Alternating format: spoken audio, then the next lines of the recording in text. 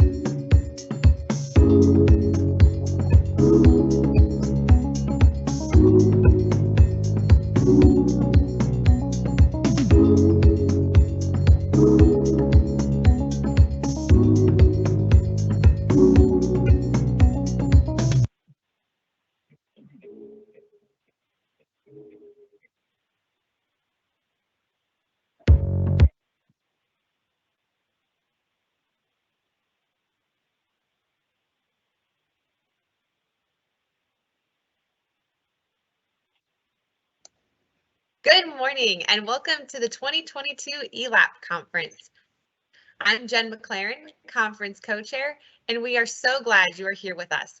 I know many of you were here last year, and we are looking forward to another great event this year. If you are here for the first time, welcome. We hope you find this conference full of useful information. Our agenda this year touches on nearly every aspect of laboratory life. Running a laboratory is a complicated, multifaceted task.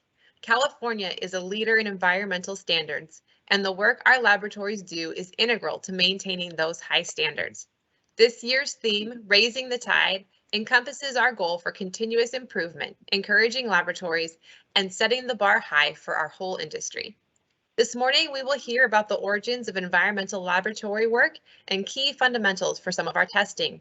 Tomorrow, we look forward to presentations from industry experts about efficiency and protecting your lab from cyber attacks. Thursday morning is dedicated to ethics and fraud awareness. We will hear from members of ELAP's enforcement unit, have a TNI compliant ethics training, and a special appearance by one of the Theranos whistleblowers. Friday morning, we will close out the conference with A2LA Workplace Training's Michelle Wade, sharing some common questions from the workshops that have been running for the past year. We have just a few housekeeping things before we move on. You will notice that this platform is different than others you may have used. We are using Teams Live to accommodate the large number of attendees. We are so excited to have about 500 of you with us this week. As an attendee, you can't unmute yourself or turn on your camera. Any questions you wish to pose to our presenters can be done through the Q&A chat box. We encourage you to put your name in the space provided. On your screen, you should see how to submit your questions via chat. During today's event, feel free to send in your questions throughout the morning at any time. We will pose questions to the presenters at the conclusion of their presentations. We also invite you to join in the conversation on our Slack channel. Last year, we were able to have great conversations, engage with our presenters, and add a little extra to the virtual conference experience. There is a link to join Slack on the conference webpage, and we also have it available through a link in the chat box here. We are honored that you have set aside time out of your schedules to be here as we raise the tide together. Today, we welcome the California Society of Environmental Analysts, or CSEA, to the stage for day one. CSEA is dedicated to sharing ideas, experiences, and resources to advance professional development of laboratory analysts so they can provide environmental data of the highest quality. We'll be hearing from our keynote speaker, the father of the microplastics movement, Captain Charles Moore, soon. His talk will be followed by a presentation about CSEA and the benefits it offers to our laboratory community. We'll have a short break followed by presentations about the importance of checklists, some tips and tricks for BOD testing, and an introduction to toxicity.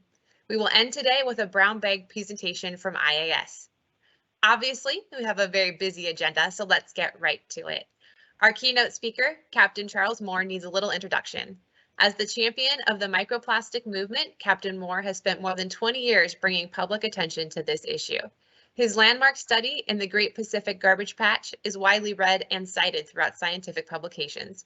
In 2020, he founded the Moore Institute for Plastic Pollution and Research, where he serves as research director. Please welcome Captain Charles Moore. A big warm welcome to the environmental laboratory analyst community as we kick off 4 days of surging tides. Surging tides, what? Well, of course, the answer is surging tides of data and analysis curated by the best data professionals on the planet. Now, as a maritime professional, I understand in intimate detail how a rising tide lifts boats, but they don't all lift sufficiently to sail away on the rise. Some deep draft vessels stay stuck and need extra work to free themselves. So too will our labs need extra work from time to time to produce reliable data. But all boats float by definition, and eventually they get underway and complete their mission. In the ocean, I embrace complexity. The ocean does not repeat. Even her tidal ranges have become less predictable with ocean warming. Her chaotic behavior is tempered by her density, her depth, and her enormous size. But surprise is her stock in trade. Change in the ocean is rapid, perpetual, and unknowably complex. As a sailor, I know some of the worst decisions are made in chaotic situations that lead to a cascade of worsening scenarios. Chaotic, unpredictable behavior in systems governed by universal natural laws is a motivator for scientists like us. We overcome lack of power over natural systems with a special kind of understanding, a step-by-step understanding of the mechanisms underlying natural phenomena. We divine causation and reap the benefits of predictability. In our laboratories, chaos, we hope, will never be the term used to describe what goes on. Mechanistic understanding thrives on stability, routine, and repeatability. According to Merriam-Webster, chaos is the confused, unorganized state existing before the creation of distinct forms. Although the forms referenced here are concrete universals elaborated in the Socratic tradition, I think we can profitably dwell for a moment on the actual forms we use in our work. Digital or written forms are data gathering tools that exist in an idealized state of potentiality until they are filled out. The art of form creation is a craft of the highest order. Everything we do cannot and must not be recorded. Creating useful forms to record important data is our stock in trade. My vessel is an ocean-going catamaran. I like to say that all boats are catamarans. Monohulls are a half a cat, and trimarans are a cat and a half. A catamaran is the most stable of all rigs, and stability is a key to accurate observation, sample processing, and inspection. Out in the vast Pacific gyres we sample, the keeper of the forms, always initially handwritten, hard copies to avoid errant key strikes on a wave-tossed vessel, is an often recently woke human with access to all instruments and observations. It never ceases to amaze me how often we have reviewed these forms over the years. The methods development study conducted among a couple dozen international laboratories by the Southern California Coastal Water Research Authority over the COVID years of 2019 to 2022 focused on drinking water extraction of microplastics by a developing SOP. It was a highly collaborative exercise in a field new to science, the science of microplastic pollution. Discrete particles of polymers float, but many more sink, and others are neutrally buoyant or airborne. I believe microplastics are mixed in matrices worldwide and distribute themselves more uniformly than other traditional sediments. Their extraction is difficult, and the difficulty increases as the size class decreases. Some laboratories, some research vessels are better than others. Some labs are better at certain parts of an SOP than others, and some labs do poorly in general. Where is the balance in accrediting good and not so good laboratories? How stringent do you make your accreditation protocol? How do you relate your accreditation protocols to each laboratory's particular needs, especially in an evolving field like microplastic research? With many labs joined in exploring and finalizing these questions during the methods development study at SQUIRP, we have gotten close to being able to offer you professionals an opportunity to evaluate and accredit us in the microplastics field, especially as it relates to our precious drinking water. As we struggled at the Moore Institute for Plastic Pollution Research to extract and quantify plastic particles at the nano scale, we learned that fibers of that size class were virtually everywhere. It took quite a while to learn the difference between cotton and Dacron polyester fibers using visual microscopy, the only instrument at our disposal during the early stage of our research. Thousands of tiny cotton fibers had to be eliminated after painstakingly measuring the width and length of each one, taking a high-resolution color photograph, and mounting on double-sided tape. These were just a few of the many trials and tribulations in development of standard operating procedures for an entirely new field of science that arose after World War II. The problematic nature of synthetic polymers in our water world could have been inferred from the fact that there is no background or natural level of these persistent anthropogenic compounds anywhere. This makes them a priori a pollutant. They do not belong in or to any natural. Small amounts of synthetic polymers in the environment might have been ignored by science, but the quantities rapidly increased and became impossible to ignore. Sadly, it is because of plastic pollution that we study environmental plastics, not because of plastics' acknowledged technical benefits. Polymeric materials now have an official definition developed during the accreditation process that can be used to avoid confusion with the thousands of polymer blends and innovations. The first plastics found by ocean scientists were a mix of discarded plastic consumer objects, but also pre-production plastic resin beads that came to be known as nurdles.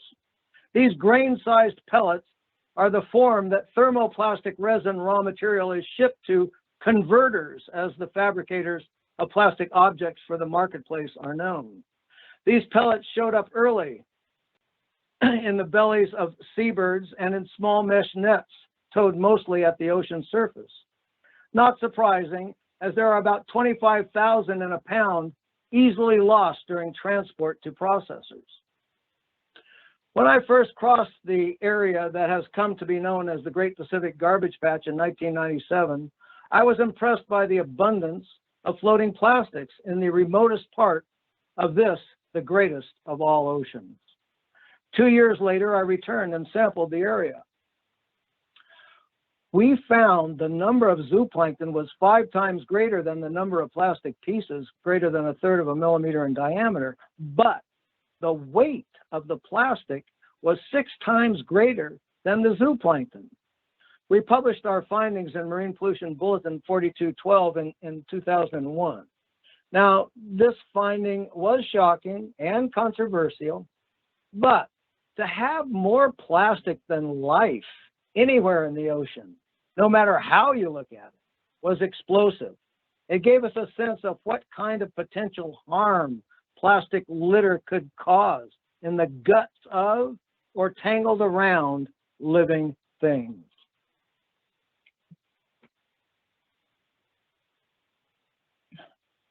The initial response of the plastic industry to environmental plastic pollution was to consider plastic litter merely an aesthetic problem.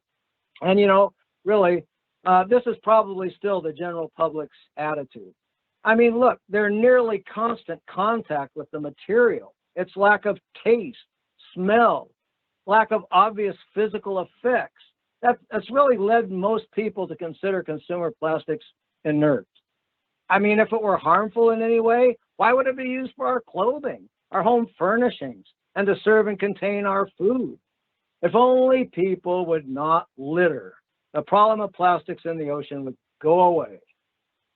Now, even scientists studying the problem of ocean plastics have believed this theory.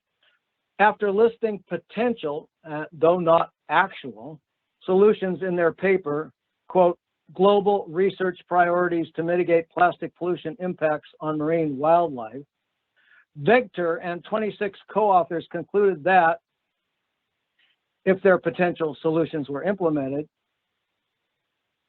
quote, it would be feasible to deal with what is ultimately an entirely avoidable problem, unquote. Now, it seems just at this point, the scientists stopped being objective and reverted to fantasy. There is no avoiding the problem of ocean plastic pollution, nor is there any way for it to reach some sort of equilibrium or begin to diminish in any near-term scenario. Plastic use will surge with the conversion of oil for fuel to oil for plastic. 3D printing of everything imaginable with plastic feedstocks, along with plastic packaging for nearly every manufactured product, and even many fruits and vegetables, will contribute to the projected doubling or tripling of plastic production by mid-century. Now, for you scientists in this emerging field, it is very important to have a broad view of the issues resulting from laboratory accreditation and analysis of microplastics in drinking water. Just to provide a partial list of potential contaminants in our drinking water, one need only consider our plasticized daily lives. We sleep on polyurethane memory foam, mattresses and pillows stuffed with polyester fiber, or polystyrene foam beads covered by fleece blankets spun from recycled PET bottles. In the bathroom, the acrylic or PVC tub, toilet seat, shower curtain, comb, brush, toothbrush, product and pill bottles, even the pills inside with their enteric polymer coatings. Oh, almost everything, baby. There's sports shoes woven or molded from synthetic polymer fibers, eyeglass frames that are mostly nylon and xylonite, which is what? It's cellulose acetate, like the cigarette filters and the film stock used in the movies. And the lenses of glasses that are mostly polycarbonate, wall paint, furniture coverings, non-natural carpet and curtain fibers, seat cushions, vinyl flooring, window frames, house siding, and facades and plastic wood are all synthetic polymers. Get this, chewing gum. The chewing gum base is styrene butadiene, as are car tires, along with polyvinyl acetate and even polyethylene. Now, of course, the chewing gum makers aren't keen to share particulars. There's Melmac dinnerware, children's sippy cups, microwave, fridge, and dishwashers, all lined with plastic, typically high-density polyethylene. Styrene, the basic ingredient in styrofoam, where a small percentage of that monomer styrene remains unpolymerized, has been named a likely carcinogen by the National Toxicology Program. Food and beverage packaging, fast food, packaging, bags and more bags, electronics like phones, computers, and remote controls. Then there's the invisible stuff, plastics lurking inside our walls and insulation that carry tap water to our faucets and provide substrates, typically PVC gutter, for hydroponically grown vegetables and aquaculture raised seafood. Municipal water systems extract sediment from drinking water with a polyester polymer flocculant. Epoxy sealants line water storage tanks and pipes. Well, of course, that's a partial list. Sorry about the partiality. If it was complete, I would think I would be here all day. Now, in my view, these relentless, endless, and countless little exposures with growing concern. I'm getting worried about all this exposure. For some time now, we have kind of really been skirting around an issue that really is of the utmost importance. But we now must objectively consider in detail how the world and its inhabitants, including people, are being poisoned by plastic. Now, Shanna Swan is a colleague whose latest book, Countdown, details many of the threats of plastics. Shanna says, quote, phthalates are in plastics, PVC pipes, home furnishings, and personal care products. Phenols are in antiseptics, disinfectants, and medical products, among others. While perfluorooctanoic acid, PFOA, is in carpets, fabric protectors, stain repellents, and Teflon pots and pans. This continuous exposure may be why these non-persistent chemicals can easily be measured in urine and have been found in a majority of people in Western populations. Now, while other species don't actually use these products, they are exposed to them through byproducts formed during chemical manufacturing and combustion. Global transport of these chemicals through ocean and air currents, electronics recycling, landfilling, and other processes. And, you know, as the use of some persistent organic pollutants have decreased, the use of non-persistent compounds has increased. Yet, both those classes still pose risks to reproductive organ development and can cause adverse neurological, endocrine, genetic, and systemic effects in humans and other species. Bottom line, we are essentially dosing the entire planet. Highly recommend Shanna Swan's book, Countdown. So at this point, I'd like to emphasize that the old law of Paracelsus, that the dose makes the poison, no longer applies in our perpetual microdosing world. Endocrinologists and cell biologists have found that infinitesimal doses in parts per billion and lower can get big results. A key is the timing of the dose, especially when the study subjects are unborn babies. Placental incursions by endocrine disrupting chemicals can alter genetic blueprints if they occur during specific developmental moments as the baby undergoes cellular construction. As for microplastics, our development study and subsequent publication of finalized standard operating procedures by Scott Coffin, Charles Wong, and colleagues do not allow us to reliably get to a particle size below 50 microns. Yet, in our lab at the Moore Institute, we are developing an innovative method for placing 20 micron screens directly into tap water faucets, running a measured quantity of tap water, and then taking the screens to the compound microscope equipped with a mechanical stage, where we stitch together a high-resolution image of the entire screen that can then be size classed and quantified. The microparticles can be further analyzed by fluorescence microscopy and FTIR to determine the plastic load in the tap water sample. Now, of course, there will be many innovations to come in the microplastics and water field, and it will be up to you all, the environmental laboratory accreditation professionals, to help us turn innovative methods and sampling into reliable data for use by governmental agencies as they move toward regulation of a host of emerging contaminants of concern. But what about all of us people with a life to live and interests to pursue, unburdened by checklists and assured controls of quality? In my musings, I often wonder how it is that in the modern technical world, lovers of knowledge, the strict definition of philosophers, are not considered scientists. I think it boils down to the fact that mechanistic science, with its incredible power to dissect and construct natural and technical systems, has sucked all the air out of philosophy.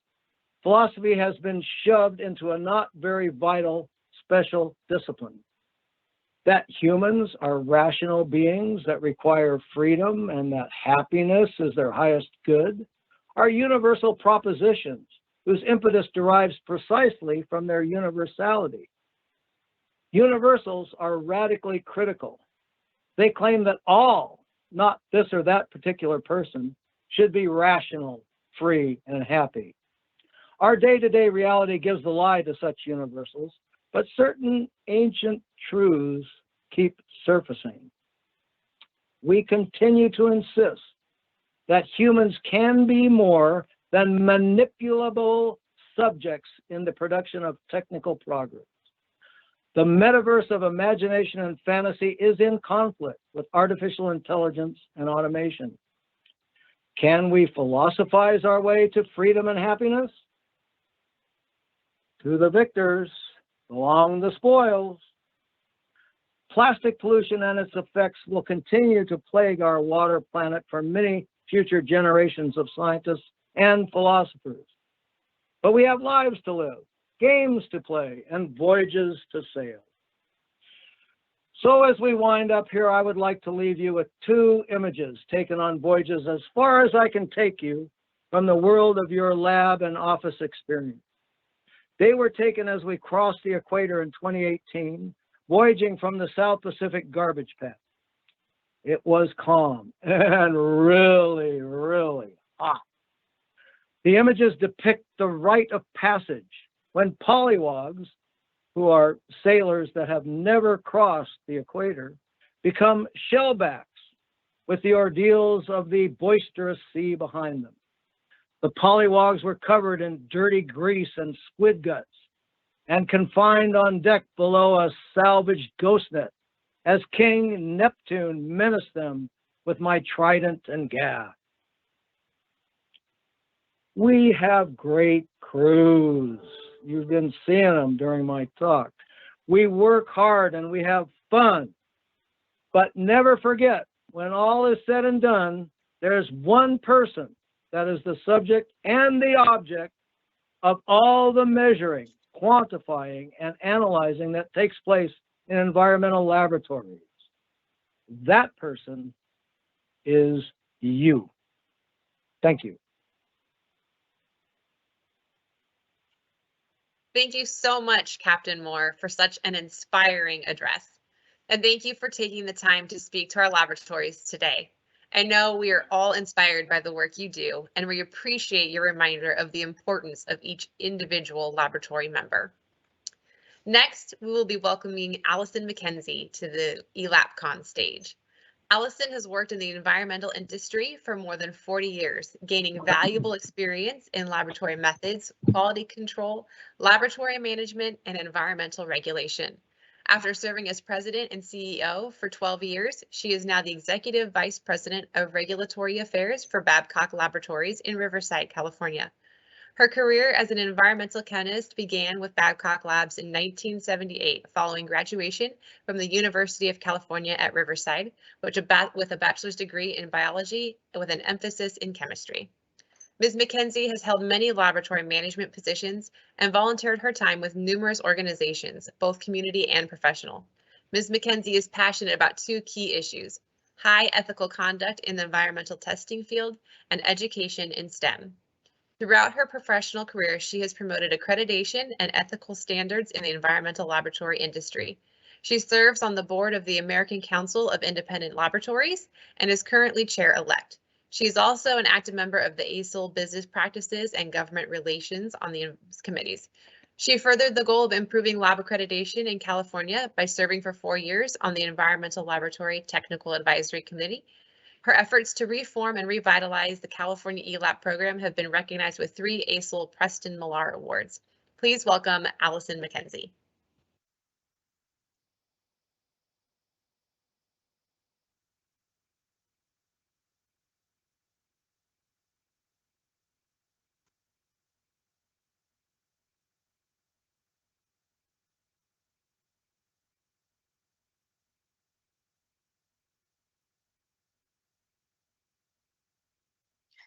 Good morning, and thank you for joining us this morning as we kick off the second ELAP conference and work together to raise the tide. My name is Allison Mackenzie, and my presentation this morning is There and Back Again, a tale of environmental testing laboratories.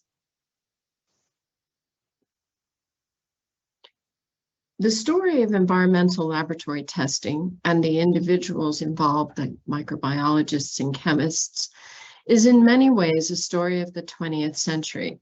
I myself entered the field in 1978, and that was obviously at the latter part of that century. And I've spent my career in an independent commercial laboratory setting. I'd like to thank my friends and colleagues, Jerry Parr, Bruce Godfrey, and Andy Eaton, for their valuable insights and definitely for their memory. While putting this presentation together, I've often attempted to fill in the gaps by relying on the history of Babcock Labs as it was recorded by my predecessor and mentor, Sherman Babcock. That said, any opinions expressed are all mine.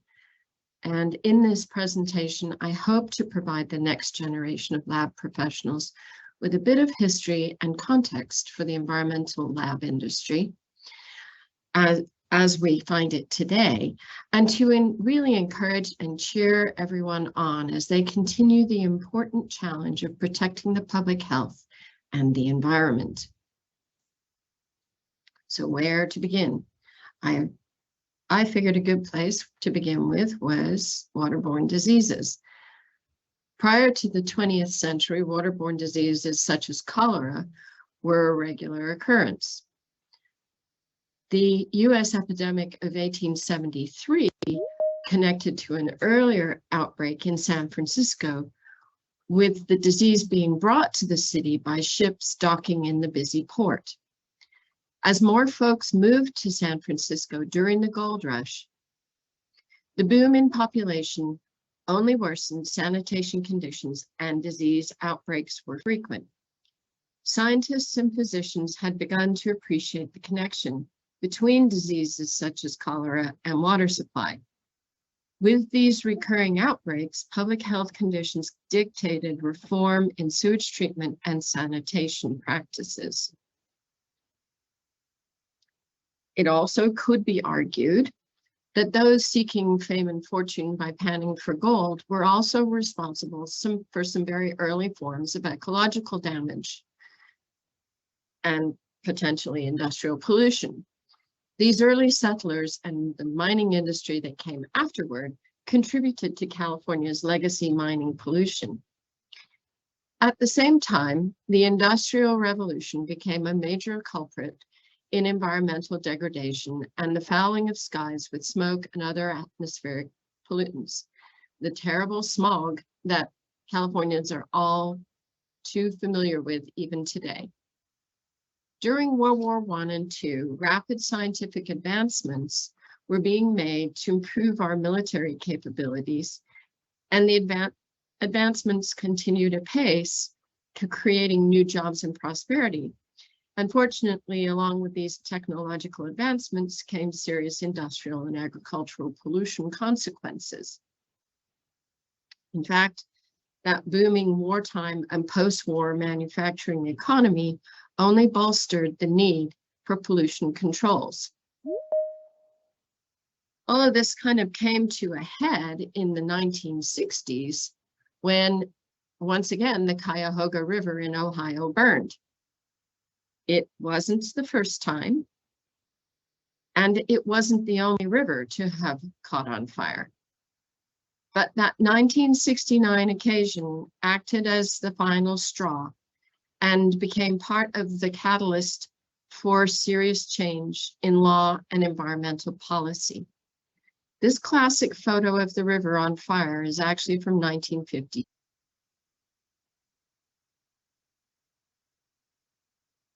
To highlight the damage being caused by widespread and often indiscriminate use of pesticides, Rachel Carson wrote and published the book Silent Spring in 1962.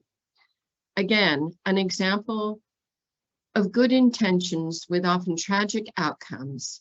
DDT was ultimately banned because it was responsible, amongst other things, for the endangering of species of birds, including the American bald eagle. And for those of you who are Tolkien fans, 1963 was a year for The Hobbit to be the bestseller.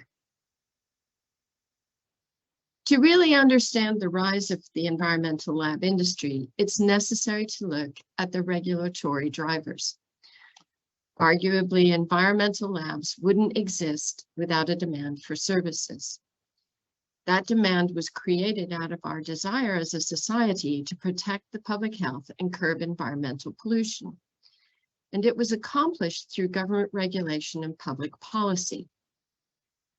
I have attempted to provide a timeline with some important dates and events, beginning with the 1950s and ending with the early 2000s.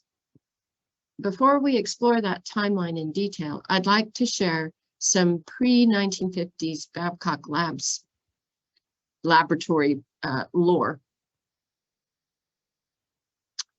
So this is an example of early accreditation given by the State Board of Health, the Bureau of Communicable Diseases. In this case, the certification is for the lab of Edward S. Babcock and approves the lab to conduct testing for diphtheria, typhoid, gonorrhea, and tuberculosis. The approval is for the year 1927. And in this Department of Public Health certificate, approval is conferred at the individual level for bacteriology. Early Babcock Labs records suggest that state accreditation and approvals began with clinical lab procedures. Agricultural testing, including that of water, if it was regulated, appears to have been pretty much confined to microbiology. By the end of the 1940s, regulations were being put in place. The first Federal Clean Water Act was passed in 1948, and in California, the Dickey Water Pollution Act was passed in 1949, and that set the stage for the formation of what became today's State Water Resources Control Board. By the end of the 1960s, in response to environmental disasters such as the Cuyahoga River and the much worsening metropolitan area smog, President Richard Nixon formed the Environmental Protection Agency. Somewhere between the 1920s and the 1950s, laboratories began to receive accreditation for testing.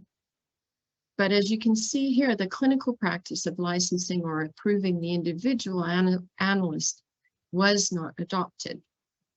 According to a CWEA article written by Nicholas Finney, regulations regarding lab certification existed in California by 1951. And this slide is evidence as it shows Babcock Labs approvals coming from the State Department of Public Health, the Division of Laboratories, for complete bacteriological and chemical analyses. It's interesting to note that at this time there was already a two-track approval system, one for commercial labs and another for public agency labs.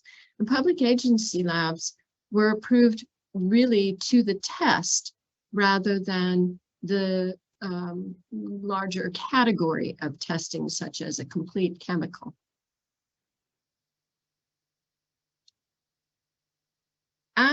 So here's the regulations as they progress and were proliferating through the 1970s. I've tried to demonstrate here that there was an absolute boom in the environmental testing industry in the 1980s, driven by federal dollars being allocated to address serious environmental concerns, such as the identification and cleanup of Superfund sites. Although the Safe Drinking Water Act required that only approved labs adhering to EPA lab practices and standards could test potable water, there was no clear dictate in the Clean Water or the Resource Conservation Recovery Act for the same thing. Many states didn't accredit for water or, for wastewater or hazardous waste testing. So somewhat by default, being qualified as a laboratory under the EPA Contract Lab Program, or CLP, it became a de facto accreditation requirement for all work associated with Superfund cleanup and the source of funding in the Comprehensive Environmental Response Compensation and Liability Act of 1980, otherwise known as CERCLA. But where did these environmental labs come from? Well, some of these labs, such as Babcock's, came from an agricultural background. Labs were engaged in testing soil, plant tissue, and water, and sometimes wine, for agricultural and for agricultural purposes or production purposes. As such, they were the first people called on by local health departments to test water to meet the state and federal regulations. The particular labs on this slide were the founding members of the California Association of Agricultural Labs, and they include Babcock Labs, BC Labs, and Fruit Growers Laboratory. The chief goal of the members of CAL was, at that time, to raise ethical standards in the agricultural testing space. So it's interesting to note that lab ethics was already a concern in 1962. The boom of the 1980s brought an explosion in the number of new environmental laboratories, as we've discussed, but many of them were being started by engineering companies who were seduced by what Bruce Godfrey refers to as the ability of environmental labs to print money.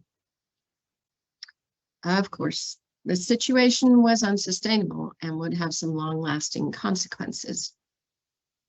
As I said, engineering company labs would enter the field as a result of RCRA and the identification of Superfund sites like Love Canal and the Valley of the Drums in Kentucky. The decade of the 80s would end in bust as the proliferation of environmental labs led to an excess lab capacity and bitter pricing wars. As Jerry Parr with TNI has pointed out in previous presentations, it was pretty much a recipe for disaster. The rapid increase in the number of environmental labs and the capacity, which had led to the pricing wars and resulting erosion in the pricing, put financial pressure on lab operations and on occasion had some unfortunate consequences, such as succumbing to the temptation to cut operating costs by cutting corners. There were many stakeholders pressuring for the consolidation of accreditation and also for stricter oversight and enforcement in the lab testing field. At one point in the 80s, there were 46 independent state lab accreditation programs which didn't recognize each other necessarily, and each had their own respective respective costs and standards. It was impossible for labs to keep up with and frequently resulted in confusion or for confusion for the data end users and regulators. As mentioned, concern was growing over the number of differing accreditation requirements, the reliability of data, and in some cases, the uncovering of actual lab fraud. A federal report in the 80s was the impetus behind National Environmental Laboratory Accreditation Program. A lot of discussion and work went into the decade of the 1990s, centered on the formation of this accreditation program, and it would ultimately result in the formation of what the National Environmental Laboratory Accreditation Council, NELAC, and the National Accreditation Program, NELAP. In the 2000s, the first labs, in the early 2000s, 2001, the first labs were accredited under NELAP, and California became a NELAP accrediting body. Since then, the NELAP Institute was, or better known as TNI, has been formed, and the nascent program of the early 2000s is now a fully functioning, nationally recognized, consensus-based accreditation program with a rigorous environmental laboratory standard. Also, since the 1990s, there has been a great deal of consolidation in the environmental testing industry. So here we are now down to a handful of international players, some notable national lab networks, and independent laboratories like Babcock Labs and WEC, providing primarily regional services.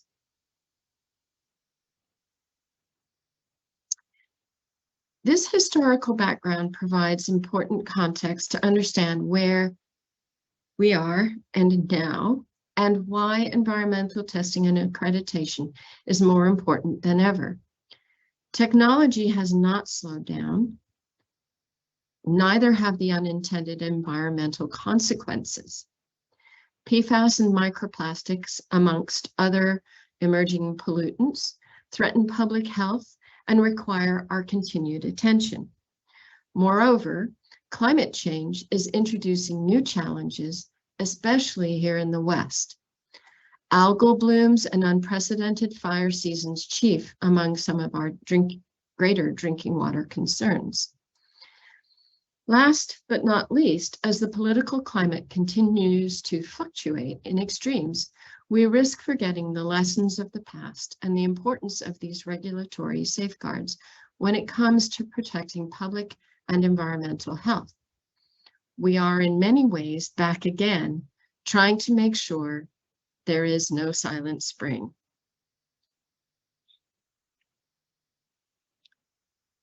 I'd like to thank you all for your attention and participation today. And I want to give a thank you and a shout out to the conference organizers at ELAP and the California Society of Environmental Analysts, and thank them for inviting me to speak today. If I can be of any assistance, my information is on this slide. I encourage you to reach out. And with that, I thank you very much. Thank you so much to Allison for being part of our conference today.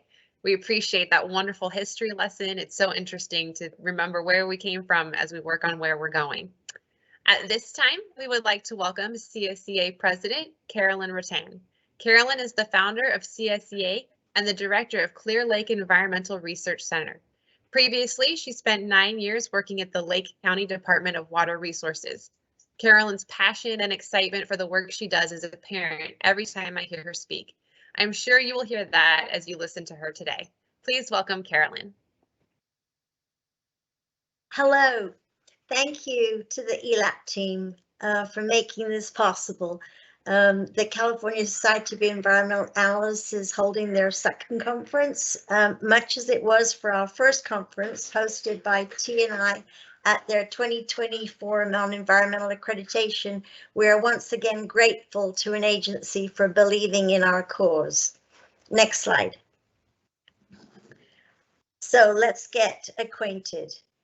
I am Carolyn Ruttan, and I am the president of the California Society of Environmental Analysts. And I'm starting with myself and Rachel only because we co-founded the society. And I run a nonprofit one-person lab in Lake County, performing just over 600 tests per year. And Rachel is vice president and treasurer, and she works for Orange County Sanitation District Environmental Services Division, one of 93 employees running about 100,000 analyses per year. Next slide. Stacey Fry is the board secretary. She is the quality manager for Babcock Laboratories, a commercial lab in Riverside. And the other directors are Katie Payne, who is the business development manager and toxicity testing expert with Enthalpy Analytical, a commercial lab in San Diego. Robert Benz works for Horizon Limbs, now part of the Clinisys group. Robert is our vendor director from North Carolina. Tony Francis works for SOAR Environmental as a third-party assessor. He works throughout the nation based out of Utah. And Christine Sotelo is our ex officio director. She is the director of ELAP, California's accrediting body for environmental labs. So as you can see, we are an incredibly diverse board, but always ready to take on more board directors. Next slide. The society's vision. Well, we fortunately have a great, very successful model to emulate, the Florida Society of Environmental Analysts. They celebrated their 40th anniversary in 2019. They recognized way back then when T&I was entering their state's conversation that their industry's complexity and sophistication did not lend itself to uniformity or to a high level of technical excellence in the collection, analysis, or interpretation of environmental data. The problems they suffered from could only be resolved from within the analysts community in cooperation with state and federal agencies, hence the birth of their professional society. CSEA is doing the same. We want to be your advocate with regulators. We want to give you timely, pertinent information relating to our profession. We want to offer knowledge and education on new methods, new analytes, and how to implement T&I. We want to provide you a network of people willing to share information and ideas, offer help and direction, answer your nagging questions, forge relationships with other labs to help with method development for new analyses or troubleshooting current analyses. We can do all this and more with the power of membership. Next slide. So now you're probably wondering why I need to join if I'm already a member of CWEA, WEF, or ACIL, or any of these other wonderful agencies. How is CSEA different?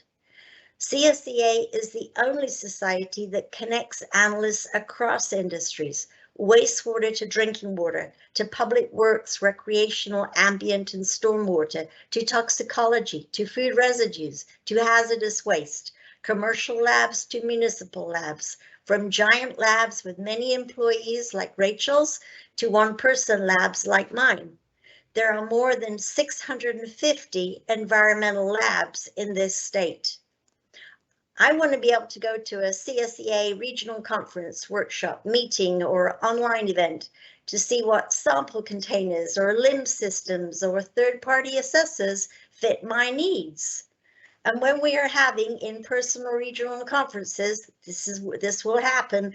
That's when we will get vendors displaying their newest equipment and latest technology breakthroughs, a time to develop strong relationships with your vendors. By uniting as a society, we help each other, support each other, and educate each other as a one analyst community. And why are we all part of a one analyst community? Because we all have the same purpose, producing the highest quality data for our state. Next slide.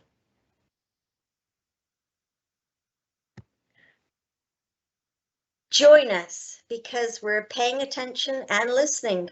We're using our website, calanalyst.org, to communicate with you. CSEA mobilized quickly to bring useful information about the helium shortage and how to mitigate the impacts to your lab, and that subject is ongoing. We are developing auditing checklists for all the most common methods employed in your labs. We published 2 newsletters. We are advocating for an Environmental Analyst Day to draw attention to our necessary profession. We will continue to bring you the latest updates on rule changes, upcoming events, workshops, and conferences that might interest you. We will act as a liaison between regulatory agencies and the one analyst community. Your voice will be heard. Join our discussion forums, create one of your own. Use our website for job postings, receive past conference presentations. CSEA is your biggest fan and champion. In our fast-changing world, we want to meet challenges head-on, or at best, see them coming and take preventive action. CSEA is a steward of California's dynamic, diverse one analyst community. With more members, we have more resources, more knowledge, more skills, more diversity, and more passion. We want to hear from you. How can CSEA make your daily workload easier? Do you need an ear to bounce off ideas? Do you need training? On what? What should CSEA be focusing on? What are your burning issues? We can do so much more with more members. Please join us because you're already a part of the One Analyst community. Thank you, and please enjoy the rest of the conference. Thank you, Carolyn, for the great introduction to CSEA. We have just a few minutes for questions, so please, if you want to type any in the Q&A chat box, we will definitely pose those over to Carolyn.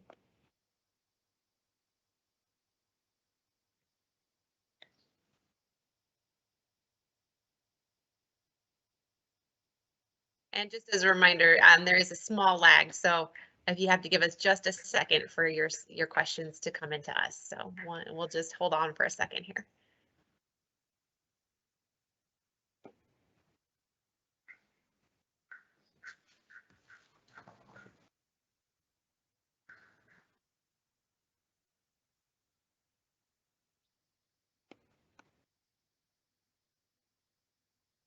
Is there a website for CSEA? Yes, calanalyst.org.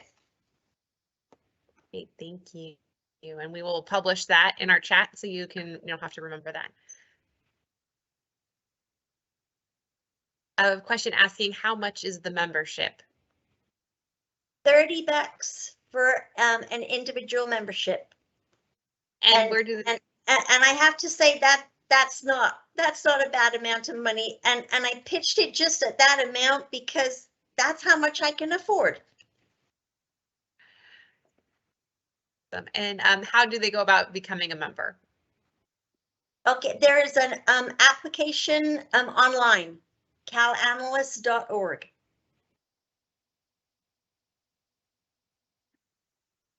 Perfect. Got a couple thank yous, so thank you for those. Thank you. Okay, and I think we're going to try and stay pretty close to on time. So if you think of any other questions, please pop them in the chat. And if we have some time, we'll pose them to Carolyn in a little bit. But at this time, we're going to take a short break, let you guys refill your water or coffee, whatever beverage you like. And if it's a great time to hop onto Slack, we've already had some great conversation getting started there. So if you want to take a few minutes and join us on the Slack channel, we'd love to see you there. Otherwise, we'll be back here at 10:10.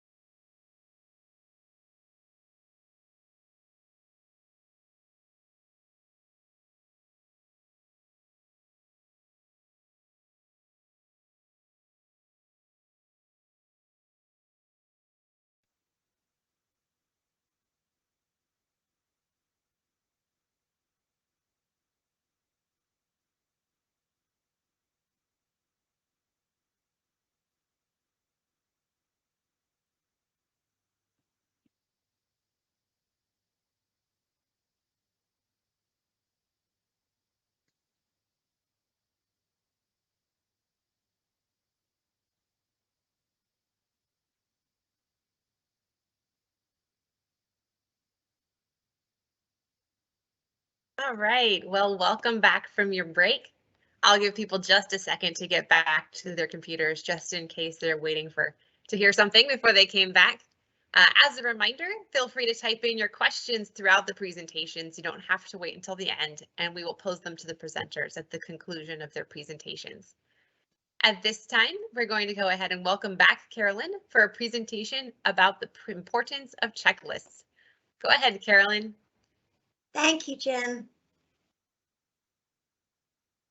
Next slide.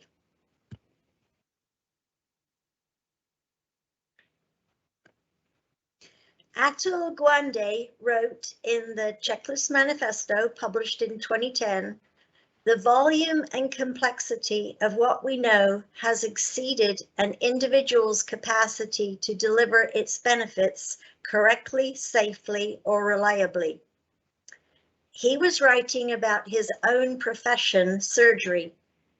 Even surgeons make mistakes, apparently. Surgery can have extreme complexity, variety, and intricacy. Some similarity with our profession. Surgery can also be simple and mundane. Oh yes, similarity with our profession.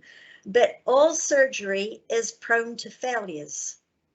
US patient deaths from surgery are 150,000 annually, and worldwide are greater than 1 million. That's more than childbirth mortality. And every American has on average, 7 surgeries in their lifetime.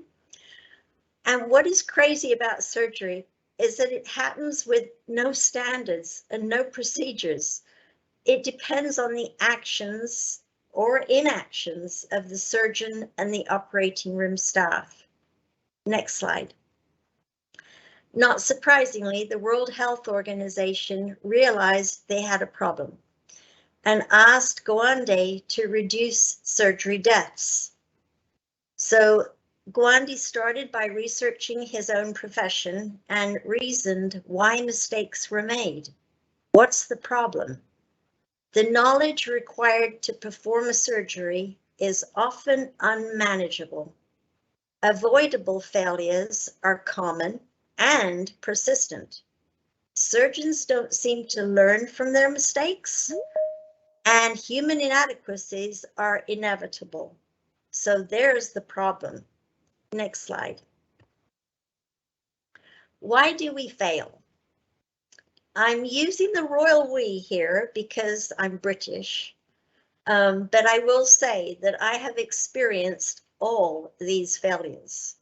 And most of all, we're human beings. We're not bots. We're certainly not perfect.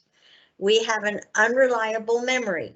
We have an unreliable attention to detail, especially when it comes to mundane routine procedures that we do over and over again. We tend to miss a step or two amongst many steps. We don't know how to apply our knowledge correctly. Next slide. We avoid steps that we believe are inconsequential and don't really matter. We think we know better. We think we can do this with our eyes closed. We get distracted or interrupted. We don't feel good, or our mind is preoccupied by another subject. We feel pressured to speed up or nervous by being watched. Next slide. The solution for Gawande and the World Health Organization, after researching his own profession, was a checklist. He'd found a couple of examples of a checklist used in surgery. The checklists worked very well, but on a very limited scale, and were met with a whole lot of resistance. He even came up with his own checklist, but it was way too long, too vague, and wasn't used. Then he broadened his review by looking at the construction industry and the airline industry that have incredibly low failure rates. The construction industry has 20 building failures a year in the US, and the airline industry has 1 death in 7.9 million passenger boardings. Why? because they use checklists. Checklists are part of their job. They enable a skyscraper to be built that doesn't collapse, or a plane to be flown safely. These industries make checklists a discipline, just a normal part of the job. And because they are used every day to aid someone's skills or many people's skills, they also get updated and refined often so that they remain the best aid for the job. With a new failure or a system innovation comes a changed checklist. Next slide. So Gwandi went back to the drawing board with a new perspective on checklists, and he published a surgical checklist in 2007 and trialed it in 8 hospitals all over the world in 2008. The result always makes me cry when I read this.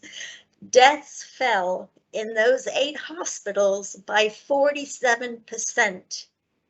And all the results were statistically highly significant. Next slide. So now I want to digress into the lab analyst profession, because in our world, fortunately, we live by checklists. We don't have to come up with a solution to avoid failures. We've already figured this out, because we do things that can be complicated. And what we do needs to be done right every time and requires discipline. ELAP Accreditation, for example, has 30 different fields encompassing 5,065 analytes. Some labs are able to run hundreds of different tests. We can do this because of checklists. Next slide. There are basically 2 types of checklists, and this is also explained in Gwandi's book. There's the read-do checklist and the do-confirm checklist. The read-do checklist example we're most familiar with is the recipe. We read a task, do it. Then we go back and read the next task, and we do that, and so on and so forth. In the lab analyst world, read-do checklists are SOPs, methods, and standards, otherwise known as documents. And then there are the do-confirm checklists, good examples being the to-do list or the shopping list. We do something, then confirm we did it by checking it off. In the lab analyst world, do-confirm checklists are data records, otherwise known as records. Next slide. Failures, as we have seen, are a fact of life, and in a surgery may lead to the death of the patient. We fail in 2 ways: by collective ignorance, and that's certainly acceptable. So when we don't know how to test for something, it doesn't get tested. Until that is, we create a new method. We also fail by not applying our knowledge correctly, and that's incompetence. But in the lab world, we figured this out too. We have a quality system with quality controls that indicate we are doing things right.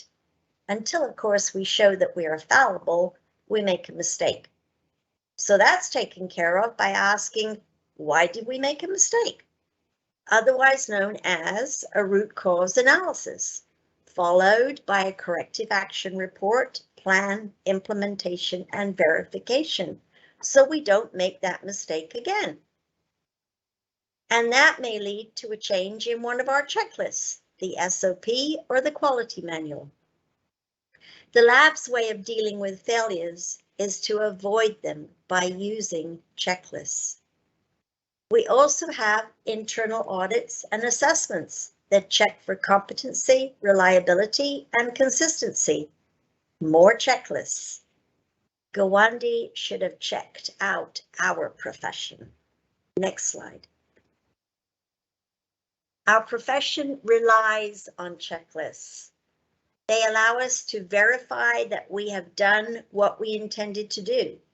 They give us confidence in our skill and experience, and in our team members' skills and experiences. They improve outcomes. They're our memory joggers. They force discipline, which then elevates our performance. And that makes us feel good that we can do this test. Next slide. Read-do checklists or documents show us how to do something consistently well. That's their basis. Standards are one of the checklists for scientific analysis. International standards, such as ISO, make things work to a specification, often required by law, to ensure a safe, reliable, effective outcome. ISO IEC 17025 is the standard of requirements placed on testing and calibration labs to show competency and consistency. T&I is the standard adopted by ELAP to ensure that we provide the highest quality and most reliable data to our clients. Standards are verbose because they have to use rationale for all those requirements. ISO IEC 17025 is 30 pages, and T&I 2016 is 180 pages. And T&I 2016, by the way, has its own checklist for the purposes of auditing and assessment. Next slide. Other documents. Read-do checklists are standard methods, EPA test methods, and ASTM methods, for example. SM standard method 9221, multiple tube fermentation for the coliform group, is 13 pages. EPA 300, determination of inorganic anions by ion chromatography, is 25 pages. The lab's own documents or read-do checklists include standard operating procedures, SOPs, the lab's go-to document for each activity method performed, a more detailed checklist with more specificity for a particular lab. The checklist for writing an SOP, by the way, can be found in T&I Volume 1, Module 2, 4.2.8.5. My lab's SOP for SM9221 is 8 pages. And then we have the quality manual, the lab's go-to quality document. The checklist for writing a quality manual is in T&I Volume 1, Module 2, 4.2.8.3. My lab's QM is 83 pages. Next slide. Do confirm checklists or records. Confirm that we've done what we need to do. They come in a myriad of different forms, like the log notebook, the electronic spreadsheet, for example. All these checklists are lab specific and can be equipment specific and analyst specific. Both records and documents are controlled with a date of publication. Next slide. Read-do checklists are, as the name suggests, to be read. So in order to come up with my do confirm checklist, my data record, I read my quality manual and SOP for each test method I run. Being checklists, they are full of you shall do this, you shall do that. All of those you shall activities that I knew I would not remember became my do confirm checklist, my data record. My data record is a simple Excel spreadsheet for that year's work with worksheets for bench data and batch data. And this is very simple, I know, because I'm only a one-person lab performing total coliform testing on wastewater and total coliform and E. coli on drinking water. So my data record sheet looks like this. Next slide. It starts with the revision number of the SOP and follows the sequence of data input as the analysis is conducted. And I do all this electronically. For example, is the sample to be reported to the state? The sample temperature, media lot number, results, and how and when the results were communicated to the client. Next slide. Another checklist I use for my internal audit is one the Society has developed. We will be placing more of these on our CalAnalyst website for members as they are developed. This is a little snippet from one of them. Next slide. Some suggestions from Gawande on how to make checklists work. Keep it simple. Check with the team to get everyone's input and feedback, because a checklist is only a tool, and if nobody uses the tool, there's something wrong with the tool. A checklist only aids your own skills. It doesn't replace them. Putting a check mark in a box is not the ultimate goal. The goal is to be sure you remembered everything, because then you can be proud of your work and reasonably confident that you did not fail. Next slide. So I'm happy to answer anyone's questions. Thank you for your attention on this matter. And next, we'll hear from Atul Gawande as a bonus. Thank you. I got interested in this when the World Health Organization came to my team asking if we could help with a project to reduce deaths in surgery. The volume of surgery had spread around the world, but the safety of surgery had not. Now, our usual tactics for tackling problems like these are to do more training, give people more specialization, or bring in more technology. Well, in surgery, you couldn't have people who are more specialized, and you couldn't have people who are better trained. And yet we see unconscionable levels of death, disability that could be avoided.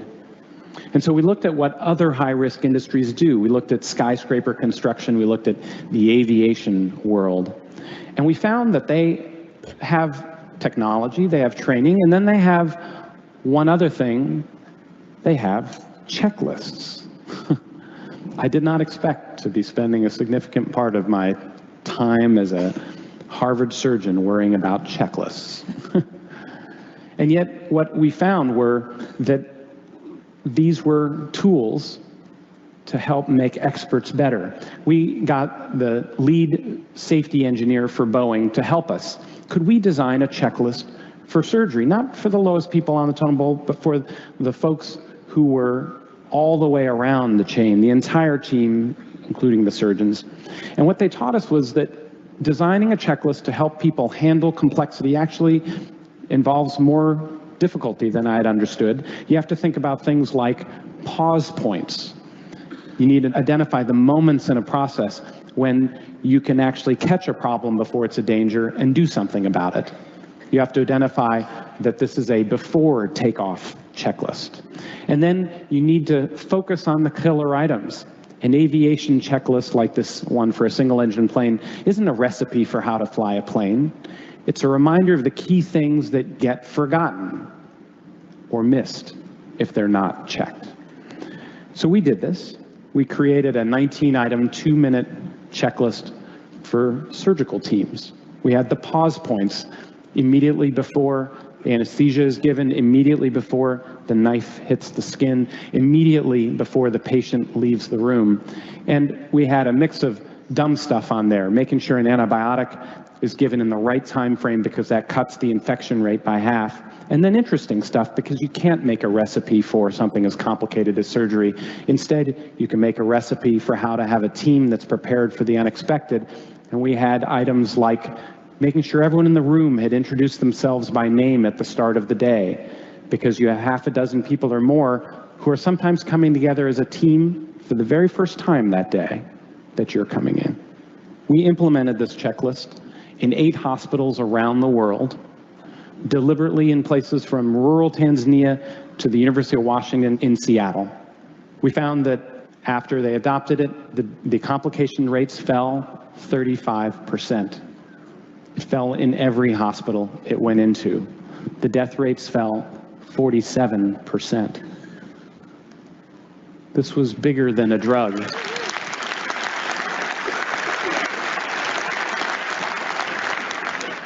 And it's been slow to spread. This is not yet our norm in surgery, let alone making checklists to go on to childbirth and other areas. There's a deep resistance because using these tools forces us to confront that we're not a system, forces us to behave with a different set of values. Just using a checklist requires you to embrace different values from ones we've had, like humility, discipline, teamwork.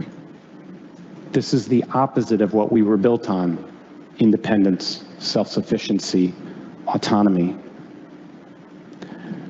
I met an actual cowboy, by the way.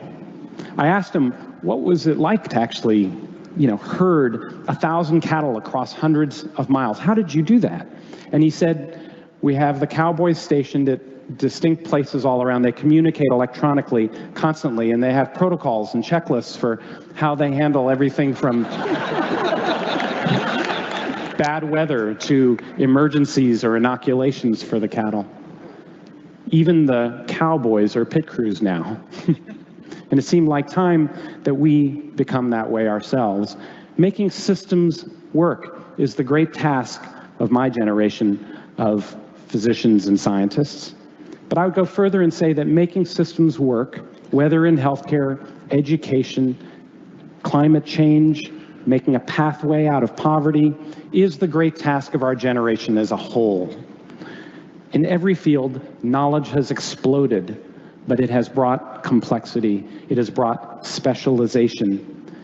And we've come to a place where we have no choice but to recognize, as individualistic as we want to be, complexity requires group success. We all need to be pit crews now. Thank you.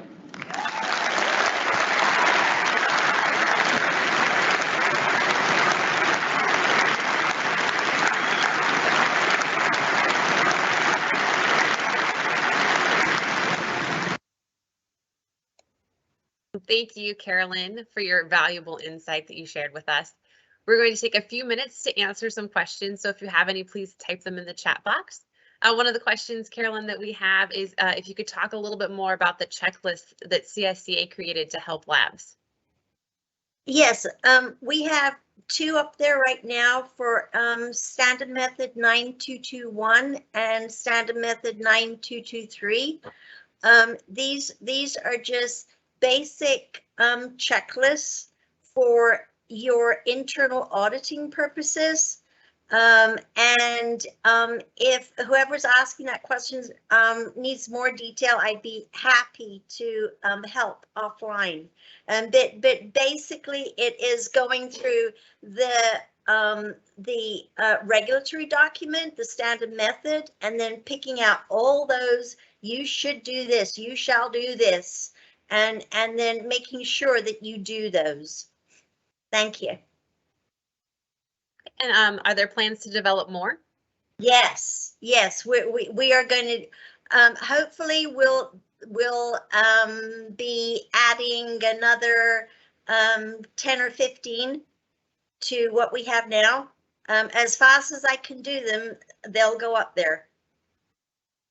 And then let's see here, I've got another one. It's a little bit long, so just bear with me here while I read it over. It says the checklist is based on the method itself or interpretation of the analyst who created the checklist. My confusion is how reliable is that checklist? Different people may have different understanding of the method, and also our knowledge or technology is developing. The checklist would need to be evaluated and improved continuously. All of what that person says is absolutely 100% true. And that's why we develop our own checklists, which are our laboratory SOPs. And if when we have assessors come in and they really don't agree with something and they give us a logical reason why they don't believe it to be that way, then we might consider changing our SOP. So everything is up to interpretation. Because again, we're human beings, we're fallible, and we are unique. All of us think differently. So you need to make your laboratory checklists your own. And then if you have people come in and say, no, I don't think that's right, then just sit down, consider their point of view and see whether, well, yeah, I think probably they are right. And then make a change to your document. So we're always trying to get better. My checklists are not perfect. I don't think they'll ever be perfect, but I am absolutely prepared for my checklist to be improved. And so that I do feel that, yep, I got better. I can do this just that little bit better, and maybe more efficiently, more with better use of time, and so on and so forth. So yeah, changes will happen. We have another question. What is the difference between creating long and short checklists for the same method? Depending on how much time you have using that checklist. If you are going to be using the checklist for each method that you perform, each individual batch of tests that you perform, you might want to make those checklists a little bit shorter. But if you are using it to inform or train your personnel, you might want them longer, because a checklist can be infinitely long. And as Gawande found out when he made his first checklist, it was way too long. They didn't have the time to actually use it. So so what I'm trying to get at is, try it and see if it's the right length. You will know it's the right length because that checklist is going to be used often. Okay, great. And then here's another good one. What are your best strategies to overcome reluctance to use checklists? Okay, that is a really good question. I think anyone who has a reluctance needs to listen to the Gawande talk. I mean, it's that simple. I mean, a checklist has reduced surgical deaths by 47%, and we use checklists every day in our jobs. I thought it was just amazing that, you know, something as incredibly complicated as surgery doesn't or hasn't used checklists up to now. So I mean, it is something that we need to do. And here's another good one. Carolyn, can you please let us know where you are publishing your checklists? Oh yes, on the calanalysts.org website under resources.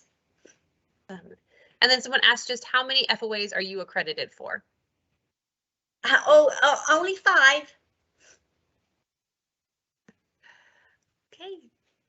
There's any other questions? We have just another couple minutes if anyone has any other questions. And I also like to remind you, you're welcome to put your questions in on Slack as well. I know Carolyn is on Slack as well as Rachel. So see them busy over there answering questions too. So if you think of something later, it's a great place to get back in touch. Okay, and it looks like that's all the questions for now. So with that, I'd like to introduce our next speaker, Stacey Fry. Stacey works at Babcock Laboratories, where she has been for 25 years, starting at the bench and progressing into her role as Quality Assurance Manager. Stacey serves on the CSEA board and was part of our ELAP Conference Planning Committee last year. Today, she is going to share with us some helpful hints for performing BOD testing. Please welcome Stacey. Good morning, everybody. Thank you, Jennifer. Today, I'll be discussing biochemical oxygen demand, or BOD. I am not claiming to be a BOD expert, but my lab has been running BOD for many, many years, and we've learned some tips along the way that I'd like to share with you today. Please note that at my lab, we refer to BOD as BOD. I will do my best today to use the term BOD, but if I slip out a BOD here or there, please know it's the same thing, less syllables. Next slide. So these are our topics for today's discussion. We'll discuss the BOD procedure and share some helpful hints along the way. I have a long presentation, so let's get started. Next slide. So what is BOD? There are various analytical methods for BOD. My laboratory is accredited under Standard Method 5210B, Revision 2011, so this will be the method I discuss today. Please note that many of the items discussed today apply to other BOD methods which use the same DO depletion procedures as 5210. BOD represents the amount of oxygen consumed by bacteria and other microorganisms while they decompose organic matter under aerobic conditions at a specified temperature. Aerobic simply means the oxygen is present. BOD directly affects how much dissolved oxygen is available in water matrices. Oxygen is measured in its dissolved form as dissolved oxygen, or DO. If more oxygen is consumed than is produced, dissolved oxygen levels decline. This means there is less oxygen available for organisms and aquatic life. Samples are incubated for 5 days at a temperature of 20 degrees, which provides the optimal temperature for bacteria to thrive and consume oxygen. Sources of BOD include leaves, wood, dead plants or animals, effluents from paper mills, wastewater treatment plants, food processing plants, septic systems, and urban stormwater runoff. Next slide. So why a 5-day BOD? Where did the 5 days come from? In citing a USGS publication, a 5-day duration for BOD determination has no theoretical grounding but is based on historical convention. In a report prepared by the Royal Commission on Sewage Disposal in the United Kingdom at the beginning of the century, it was recommended that a 5-day 18.3 degrees BOD value be used as a reference. These values were selected because British rivers do not have a flow time to the open sea greater than 5 days, and average summer temperatures did not exceed 18.3. The temperature has since been rounded to 20, but the 5-day time period has become the universal scientific and legal reference. So if you've ever wondered where the 5 days comes from and why it's the magic number, there you have it. It's based on history and not necessarily science. Next slide. So why do we do BOD? One reason is to protect our natural water sources and aquatic life. A stream water system both produces and consumes oxygen. It gains oxygen from the atmosphere and from plants as a result of photosynthesis. Running water dissolves more oxygen than still water, such as a reservoir behind a dam. Respiration by aquatic animals, decomposition, and various chemical reactions consume oxygen. The presence of a sufficient concentration of dissolved oxygen is critical to maintaining the aquatic life and aesthetic quality of streams and lakes. We want to keep our water sources happy and healthy. Another reason many of us in the water industry do BOD is because it's listed on a regulatory discharge, pretreatment, or NPDES permit that says we need to run BOD and it must be below a specific concentration in order to stay in compliance. This varies based on your industry and waste stream. The California ELAP database has at least 800 unique sites or facilities that have been uploaded for BOD results to the State Water Board's database within the last 10 years. BOD is used to protect the environment and monitor our impact from the waste we produce. For example, wastewater from wastewater treatment plants often contain organic materials that are decomposed by microorganisms, which use oxygen in the process. Thermal discharges, such as water used to cool machinery in a manufacturing plant or power plant, raise the temperature of water and lower its oxygen content. Stormwater runoff from city streets or farms, faulty septic systems, and animal waste consume oxygen and affect DO levels. So now we know why we do BOD. Let's go over how we do BOD. Next slide.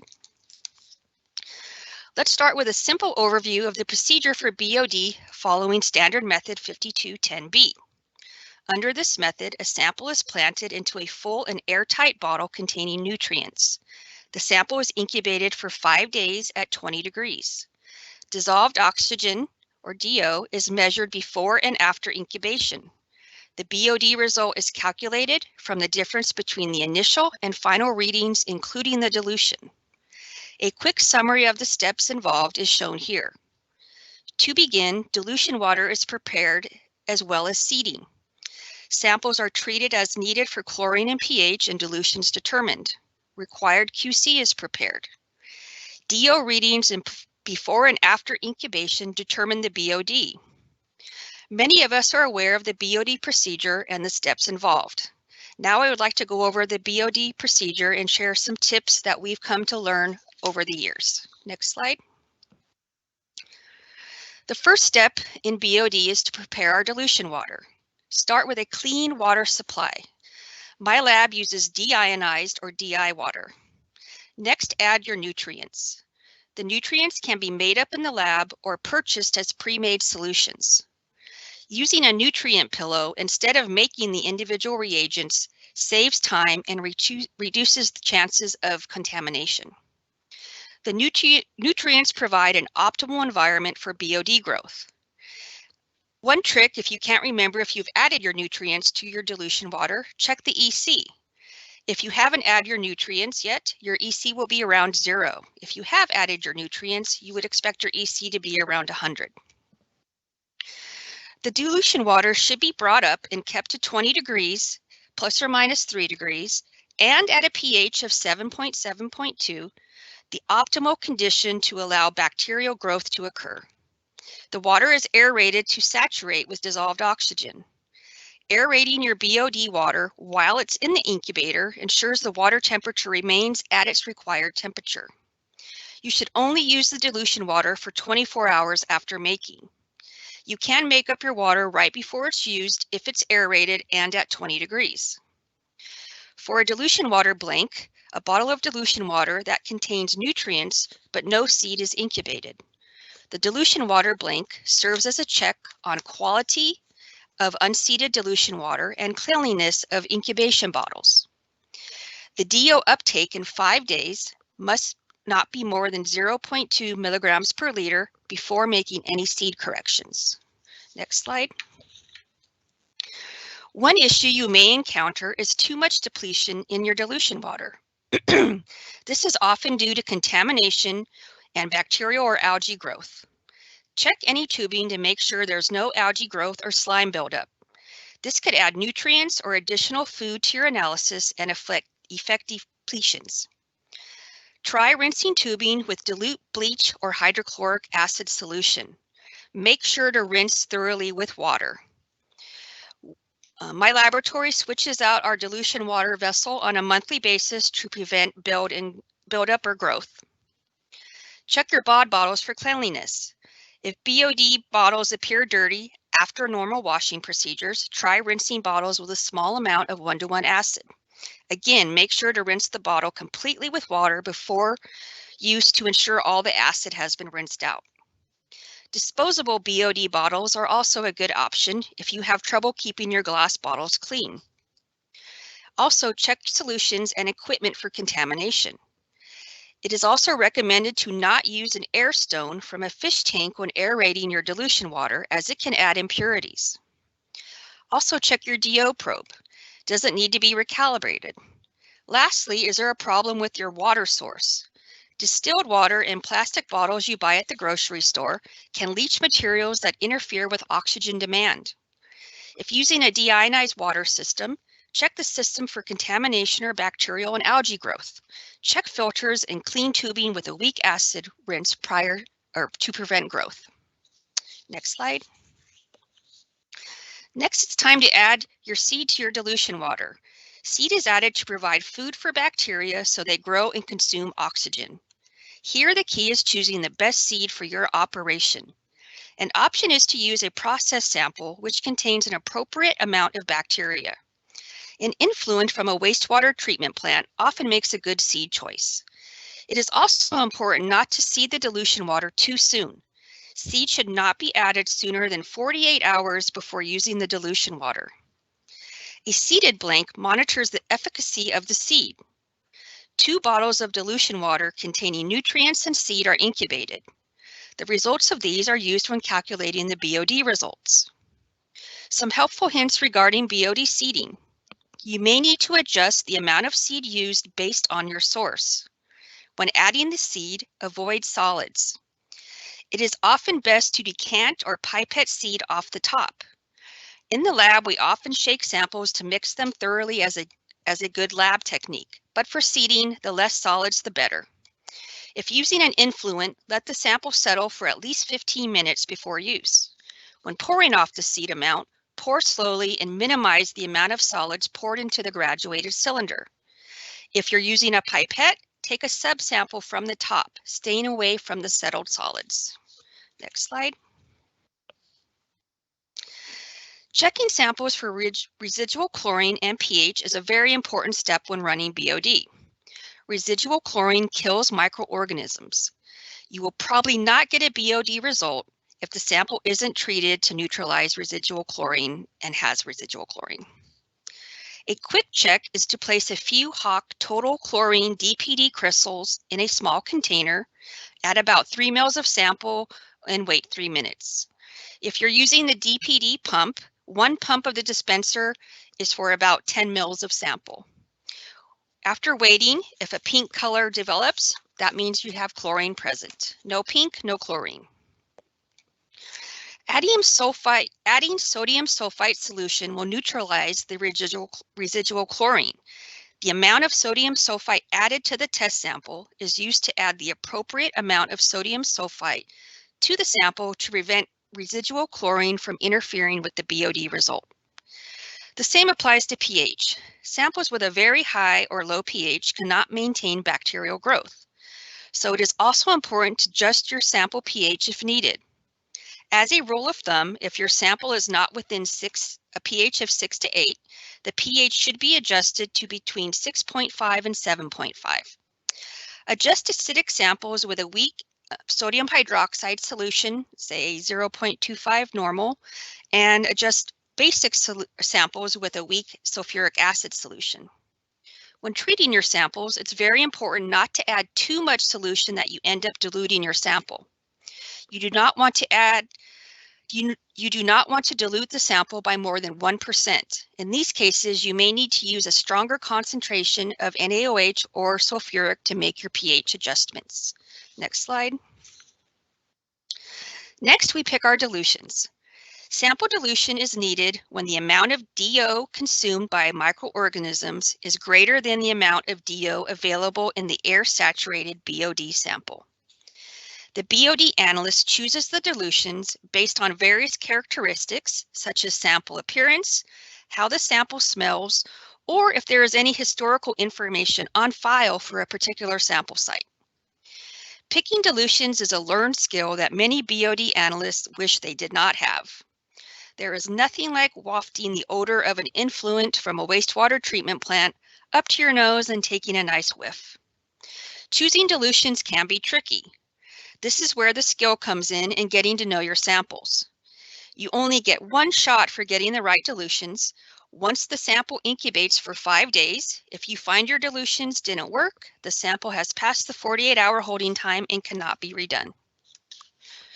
This is why it is best to run at least 3 dilutions for a sample. If it's a sample you have historical data on and the sample looks like it normally does, sometimes you can get away with 2 dilutions. If you are unsure of the sample composition, sometimes 5 dilutions or more are needed. My laboratory maintains a list of dilutions commonly used for specific samples. It is also helpful to get a second opinion, especially on tricky samples. Some tips for BOD dilutions. Make sure to fill each BOD bottle with prepared water slowly, preventing any air bubbles in the bottle. The bottle needs to be full, but not overflowing where sample could be displaced once inserting the bottle stopper. Again, use a wide mouth pipette or graduated cylinder when pouring samples in order to ensure that suspended solids, or as my lab, we like to call them floaties, are included in the sample aliquot. Make sure to shake the sample well to homogenize and immediately draw your sample. If your sample is clean and only has one large solid floating in it, we would not include that one solid since it is not a representative of the sample. Another check is to do a quick COD or chemical oxygen demand on the sample. As we'll review later, the COD can provide guidance on what the BOD result might be and helps with choosing dilutions. Next slide. In addition to the dilution water check and seeded blank check, BOD requires a known standard. Currently, the only available standard approved for BOD is glucose glutamic acid, or GGA.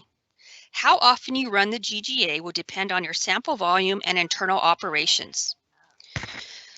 BioLab runs between 900 to 1,000 BOD samples each month and runs 2 GGA standards with each batch of 20 samples. So we run a heck of a lot of standards. There is a pre-made GGA standard for purchase, such as Easy GGA. Or the GGA can be made up following the recipe outlined in the method. It's actually in section 3H of 5210B. If you make up the standard, make sure it's mixed well. We place on a stir plate for about 30 minutes to ensure it's mixed. The true value of the GGA standard should be 198 milligrams per liter. The method requires an acceptance range of 85 to 115%, or 198 plus or minus 30.5 milligrams per liter. Results associated with a GGA check that fall outside the acceptance range are reported with qualification if reported. When preparing the standard, we have found that using an individual ampule of GGA works well. The GGA is very stable, and seeing the ampule in the BOD bottle serves as a visual check to the analyst that the GGA was added. Next slide. So what if your GGA standard falls out of range? Let's say your standard is biased high with more than 115% recovery. What can you troubleshoot? Check your seed source. If you are using a sample such as a clarifier or a recycled effluent, there may be nitrifying bacteria present. This bacteria can directly affect oxygen depletions. For example, in a sample discharged from a wastewater treatment plant utilizing biological treatment processes, nitrification can occur in less than 5 days if ammonia, nitrite, and nitrifying bacteria are present. In these cases, it is better to pick another seed which does not have nitrifying bacteria. If there are no other seed options available, continue the analysis, but add nitrification inhibitor to the sample. Please note that when adding the inhibitor, you are now performing carbonaceous BOD or CBOD and not BOD. You may want to try using a pre-made seed and see if you get better stability. Try running a side-by-side comparison using each seed option to see if you get similar or different results. What is the temperature of your GGA standard? If your standard is too cold or too warm, your initial DO readings may not be accurate. Is your dilution water contaminated? Are you adding too much seed? Consistently high values can indicate too much seed suspension. You may need to run some studies to determine your perfect seed to sample ratios. Next slide. What about GGA recoveries that are biased low or below 85% recovery? What can we investigate here? First, check your GGA source. Is it old or expired? Could it have become contaminated? Replace the GGA if you determine it's expired or its chemical composition has changed. If your GGA standard is okay, then we want to check our seed and dilution water, just like the prior example. Inconsistent GGA values can indicate poor seed quality or quantity. So please check your seed source.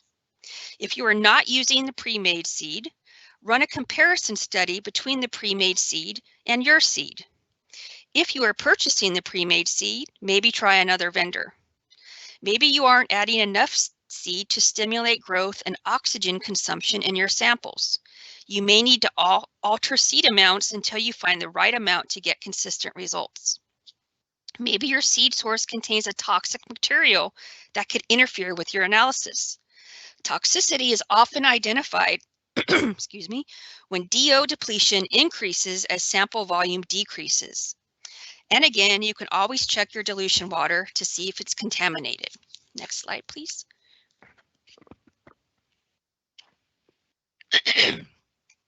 Duplicates are analyzed to monitor reproducibility and are usually performed per batch of 20 samples and per matrix.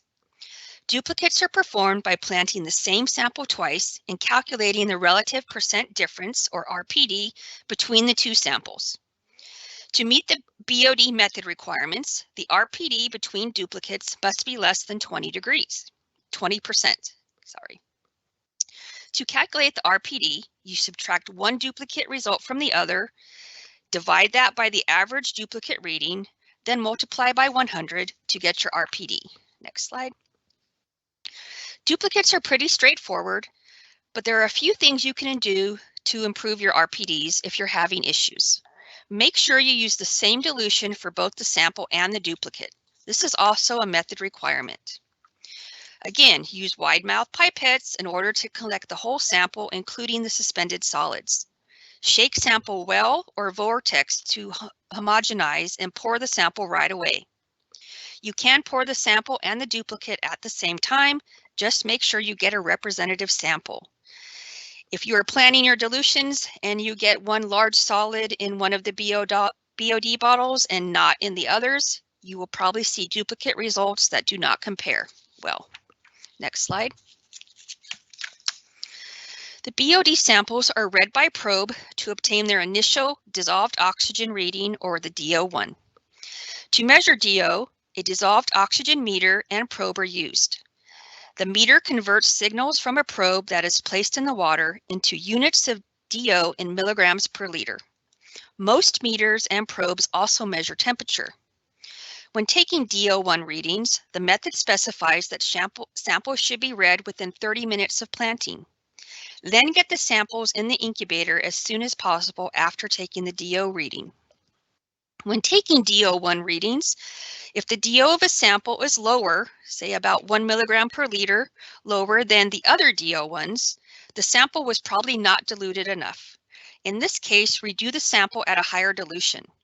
Make sure when stoppering bottles to allow the water to fill to the top of the bottle to ensure no air bubbles will be trapped under the stoppers. Also pay attention to the DOs that are higher than usual.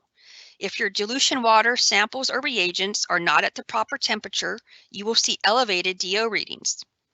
You should have an idea of your typical DO1 readings and can identify when the readings are different. Sometimes issues with getting proper DO readings is due to the equipment used, such as the DO probe. Next slide. Dissolved oxygen probes work by measuring the amount of oxygen that diffuses across a permeable or semi-permeable membrane into a probe or sensor. Once oxygen is inside the sensor, a chemical reduction reaction occurs, producing an electrical signal. There are various types of probes for measuring dissolved oxygen. If you are getting inconsistent DO probe readings, it may be that the probe is malfunctioning. Check your instrument manuals and follow troubleshooting guides. You may want to check the probe calibration. Run a Winkler standard and compare the results. Check the probe membrane and replace as needed. Check the batteries. Weakening batteries used for stirring equipment can cause poor flow across the membrane. You can also check the probe connections and clean them following manufacturer instructions. Next slide. The samples are then placed in an incubator at 20 degrees C for 5 days. Samples must be incubated for the full 5 days.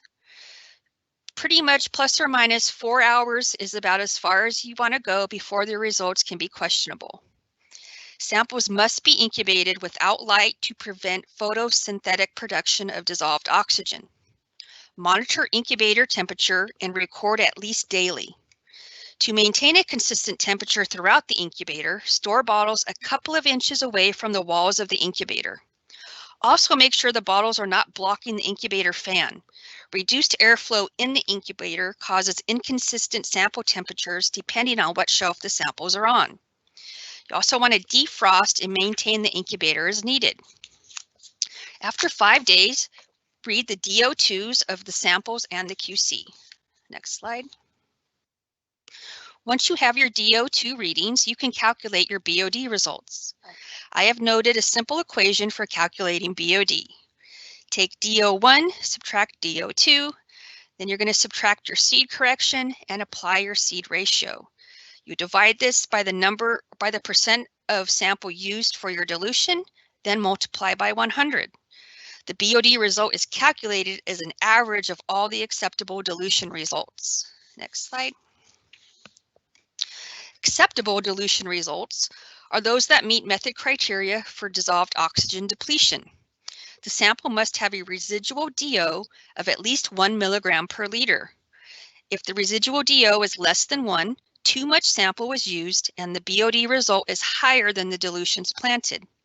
When this happens, we say the sample blanked. In these cases, the BOD can be reported as an estimate. This is calculated as the highest value that the sample could have been in its if its smallest dilution depleted to 1 milligram per liter.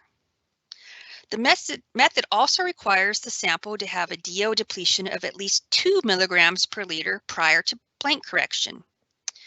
If there wasn't at least 2 milligrams per liter depletion, then too little sample was used. The sample was cleaner than the dilutions chosen. In these cases, the BOD result can be reported as an estimate. Here, you report the result of the sample dilution that contains the highest volume of sample. We also don't want to take results that look odd or that might have been affected by toxicity. Next slide. There are also some test methods that have a direct relationship to BOD and can be used to compare your results. These methods are less challenging than the BOD method and do not have the holding time restriction like BOD.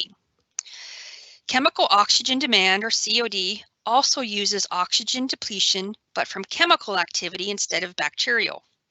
For a typical sample, you would expect the BOD result to be roughly 40 to 60% of your COD result. For certain matrices, such as food waste or samples with a lot of sugar, the BOD result can be outside the 40 to 60% and closer to your COD result. Total organic carbon, or TOC, can also provide information on BOD values. In general, a TOC result should be roughly 60% of the BOD. You can also check out the total suspended solid concentration, or TSS. Many samples will have similar results, sometimes very close for BOD and TSS. For example, wastewater treatment plant influence and effluents often have the same results for TSS and BOD. An influent may have a BOD of 200 milligrams per liter and a TSS of 180 milligrams per liter. An effluent may have a BOD of 20 milligrams per liter and a TSS of 15.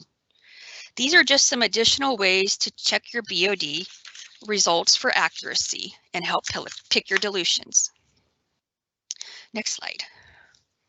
In closing, I'd just like to say that BOD is a challenging method with many important variables that must be included in the procedure, but it can be done and valid results obtained. BOD can be done successfully with adherence to the method, following good lab practices and paying attention to details such as sample composition, source, instrument probe operation, and maintenance. Find what works best for you and your operations and your sample matrix.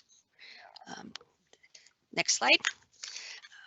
Thank you. I would also like to give a shout out to Maria Maestas, our technical manager and BOD guru at Babcock Laboratories, for her help and expertise in helping me put this presentation together. Thank you. Thank you so much, Stacey. We're going to open the floor up for questions, and a few people have typed a few in while you were presenting, Stacey. So we're just going to go ahead and get started. One question: can you explain what you mean by seeing the GGA ampule in the BOD bottle? Are they literally dropping the entire ampule into the bottle and not pouring out the contents? Correct. You can just snap the vial, the top off the vial, drop the ampule into your BOD bottle, and if you are questioning whether you added it or not, you can see it in the bottom of the bottle and know that you added it. Great. And then I think you went over this, but I want to just make sure that we address, there's a couple questions kind of piled up here. So it says, does Babcock run CBODs? If you are, then do you add nitrification inhibitor to your GGAs? What criteria do you use for the GGA standard dose with the inhibitor? There are no published criteria for CBOD on GGAs. Yes, we do CBOD. I do not know exactly what the requirements are for the CBOD. I can look that up and get back to this individual using my contact information. Sorry, I could pull up the SOP, but it would take me too long. So perfect. This one says, thank you for an interesting presentation. Just wondering, where do you get a maximum RPD for duplicates of 20%? That is part of the method. Your RPD should be less than 20%, but you also need to take into account the concentration of your samples. Sometimes if your samples are very low, your RPD might look higher because the sample is too low. But in general, it should be less than 20% for most inorganic analyses. We find no grade A wide mouth pipettes for BOD sample deliveries. Do you have a source for purchasing these pipettes? Yes, please reach out to my contact information and I will give you the vendor that we currently use. Great. And how do you evaluate toxicity of sample results and standardize them, how you discard or qualify them? That gets to be tricky, but normally if you have something in your sample that's toxic, which is what Katie's going to be discussing next, you will notice that your DO depletions and your will not follow the normal, sorry, I got myself off track. They'll not follow the normal ratio that you would expect to see when you add your reagents. Sorry, I'm trying to go back to my slides. Okay, I apologize. I have a lot of pages here.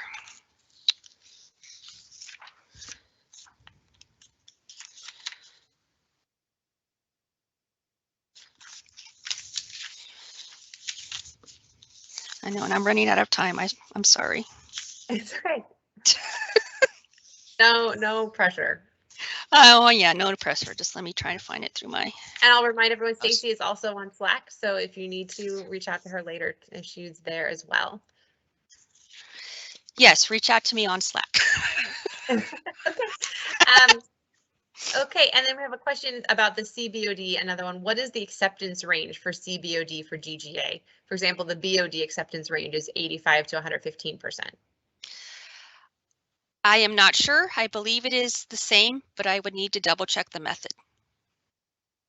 And let's see. When do you call that the BOD results are not reported and need resampling or reanalysis? If we do not have the depletion requirements met and we use the estimations, we can report the estimation to the client if the client is okay with reporting the estimate. If the client needs a definite result and needs to report that to a regulator, then we would need to have the sample recollected and redo the BOD at different dilutions. Perfect. And then what is your day-to-day procedure for BOD reusable glass bottles to ensure they are cleaned properly? We switched to the disposable BOD bottles a few years ago because of the amount of BOD samples we use. We just had a lot of bottles. We were rinsing the bottles daily, and if we could not get the sample, the bottles completely clear, we used to do a 1-to-1 nitric acid rinse with those bottles, and then make sure that you rinse them very well before you plant your samples, because if you still have the acid in your bottle, you won't have any BOD. Awesome. And then someone asked, how do you aerate your samples? We just use basically a fish tank pump, not using the stone on the end, and stick it in. We use those 19-liter sparklets type bottles. We put that in the incubator and aerate it with the fish pump. This one, are there environmental, I'm assuming that should be contaminants, that could cause a BOD blank to be too high?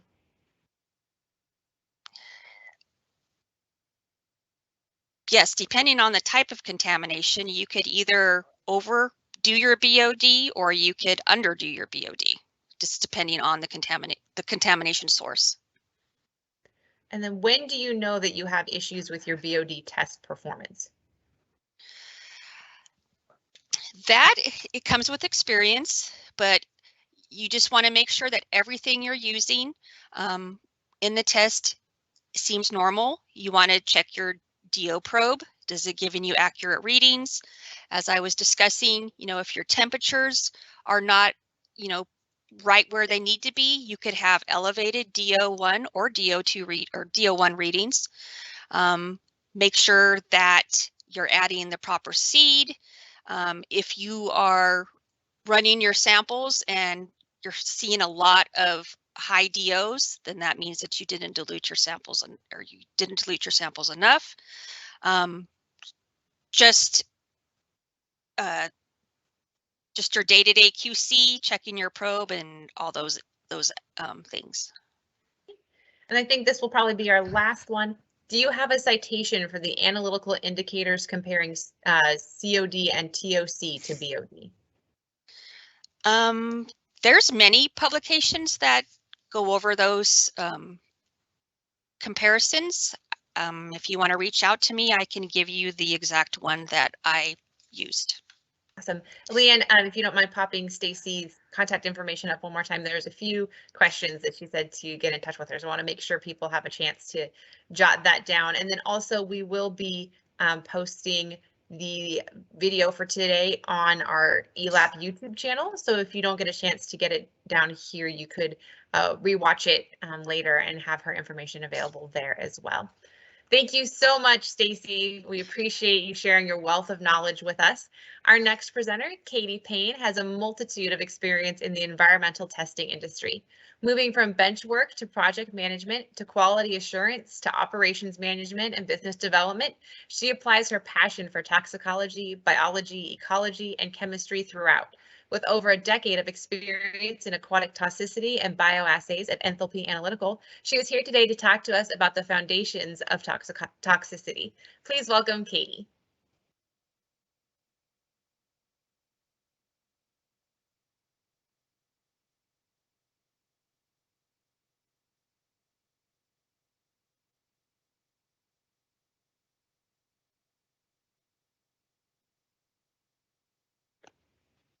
There we go, Katie. Sorry about that. You should be able to unmute now.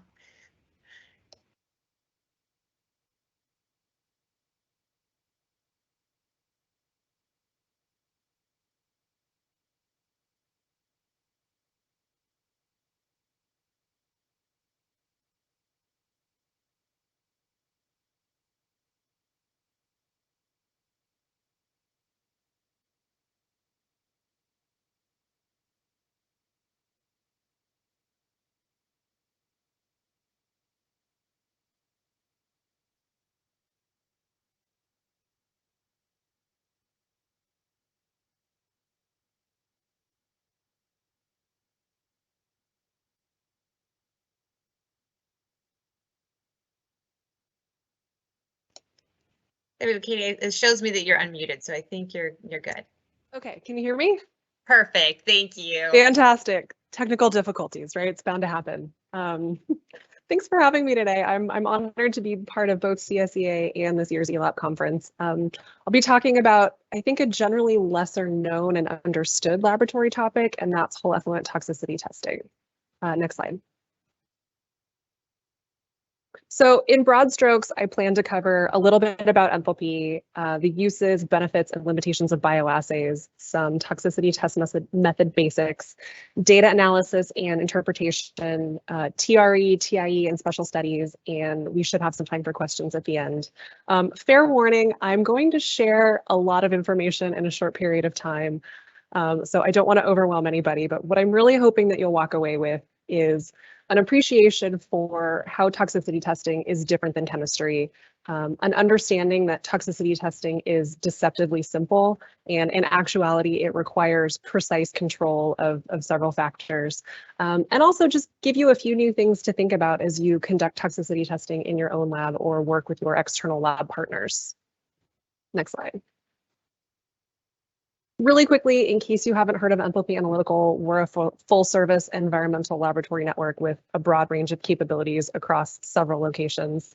Obviously, I'm going to focus on toxicity testing today, but if you're looking for resources on other topics, please don't hesitate to reach out. Next slide. This is just a quick visual showing our locations, and you can see that we have a healthy presence here in California. Next slide. We are working with a variety of different partners, including local, state, and federal governments, private industry, environmental consultants, and academia, just to name a few. Next slide. And the Enthalpy Toxicity Group is based out of San Diego, California. You may have heard of us in a previous life as Nautilus Environmental. We are a group of responsive applied scientists who are focused on toxicity testing and all things related. The lab has various national, state, and regional accreditations, including both California ELAP and TNI.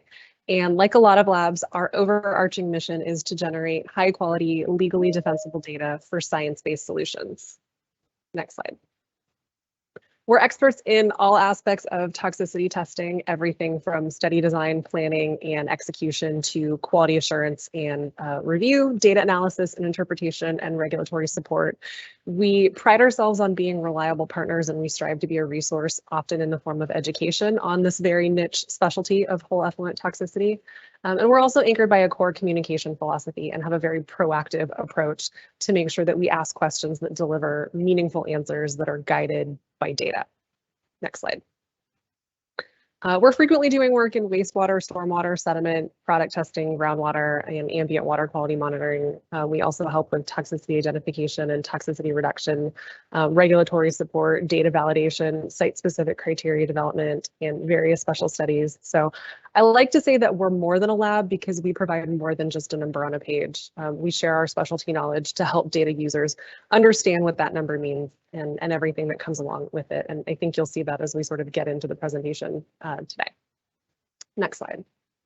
So as one of the themes for this conference, has sort of been back to basics. It makes sense that we revisit the Clean Water Act, and thanks to Allison and Mackenzie, who did a fantastic job in her presentation this morning on the history of environmental testing. So 50 years ago, if you can believe it, this historic legislation gave EPA and the state water resource control boards the authority to implement pollution control programs and establish the NPDES permitting system for regulating point sources.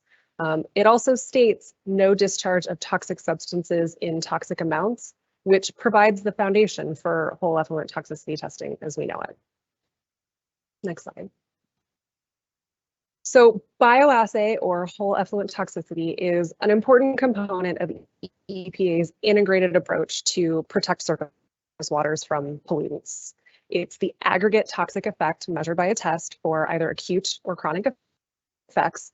And really, it's an effects-based test to determine toxicity with living organisms. And it's typically included in NPDES permits. Next slide. So why do we use bioassay? There are a lot of reasons. One being that we can integrate effects due to multiple contaminants. We don't necessarily have to know what we're looking for in order to be able to assess if there's an effect. Another reason is that several environmental parameters can influence toxicity, things like pH, hardness, particulates in a sample. No offense to my chemist friends, but analytical chemistry is only part of the story. The chemical form that something is present in can influence its toxicity. We may have constituents that are toxic below the method detection limit. We can have compounds that work together in additive, synergistic, or deleterious ways. And not all chemicals are measured or even known, right? It seems like every time we turn around, there's a new contaminant of emerging concern. And then also bioassays can be used as a screening tool for particular areas of interest for regulatory focus. Next slide. So here's a quick review of some common toxicity test terms. I also have a more comprehensive glossary of terms that I can share with anybody who is new to toxicity testing or just wants to have a resource. I'll share my contact info at the end, so just send me an email and I'm happy to respond with the glossary. Endpoint is the measured response that we're looking at in a toxicity test. So we're assessing survival, growth, reproduction. Acute refers to generally a shorter duration exposure. Usually we're looking at survival only. Chronic is generally a longer duration, and we are assessing sublethal effects as well. So things like growth, reproduction, fertilization. Critical life stage is the sensitive time in an organism's life. So this is typically when they're used for toxicity testing, right? Because they're meant to be a sensitive proxy. So, typically gametes or in a larval or embryo stage. EC50 is the concentration where there's a response in 50% of the test organisms, and then LC50 is the concentration that kills 50% of test organisms. So there are countless types of toxicity tests and test organism species, most of which fall under these general categories, right? So we just talked about how acute tests determine the concentration of a sample that produces a toxic effect over a short period of time. So typically these tests are lasting somewhere between 24 and 96 hours. And again, we're primarily looking at mortality. And then chronic tests produce a toxic effect generally over a longer period of time. Typically these tests are 10 days or less, depending on the method. And most chronic tests measure mortality and a sublethal endpoint, such as growth or reproduction, though there are some that measure only a sublethal endpoint, such as the ability of a sperm to fertilize an egg. But really what we're trying to get at is, can the organisms survive and perform their normal biological functions? And then additionally, there are a wide range of sediment toxicity tests, including bioaccumulation, which are tests in which the organisms are exposed to, say, sediment for a long period of time, and then the tissue in the organisms is measured for the presence of certain constituents. But today, I think we're just going to focus on the acute and chronic whole effluent toxicity testing, since it's the most common and probably the most relevant.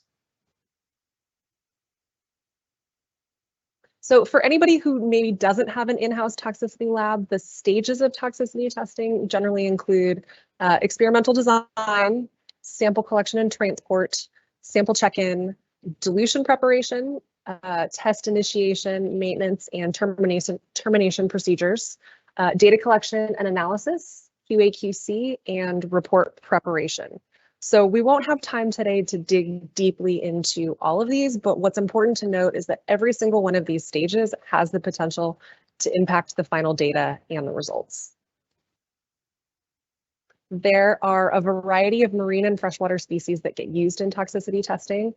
The species used are generally based on approved species that are listed in the NPDES permit, and to a lesser extent, the availability of test organisms. So this slide really is just to show you some examples of approved marine test species. And generally we have vertebrates, invertebrates, and aquatic plants. So you may have heard of the Pacific topsmelt or the mysid shrimp, red abalone, giant kelp, or the inland silverside. And most NPDES permits include species sensitivity screening, in which the vertebrate, invertebrate, and plant are tested all together to determine which species shows the greatest effect.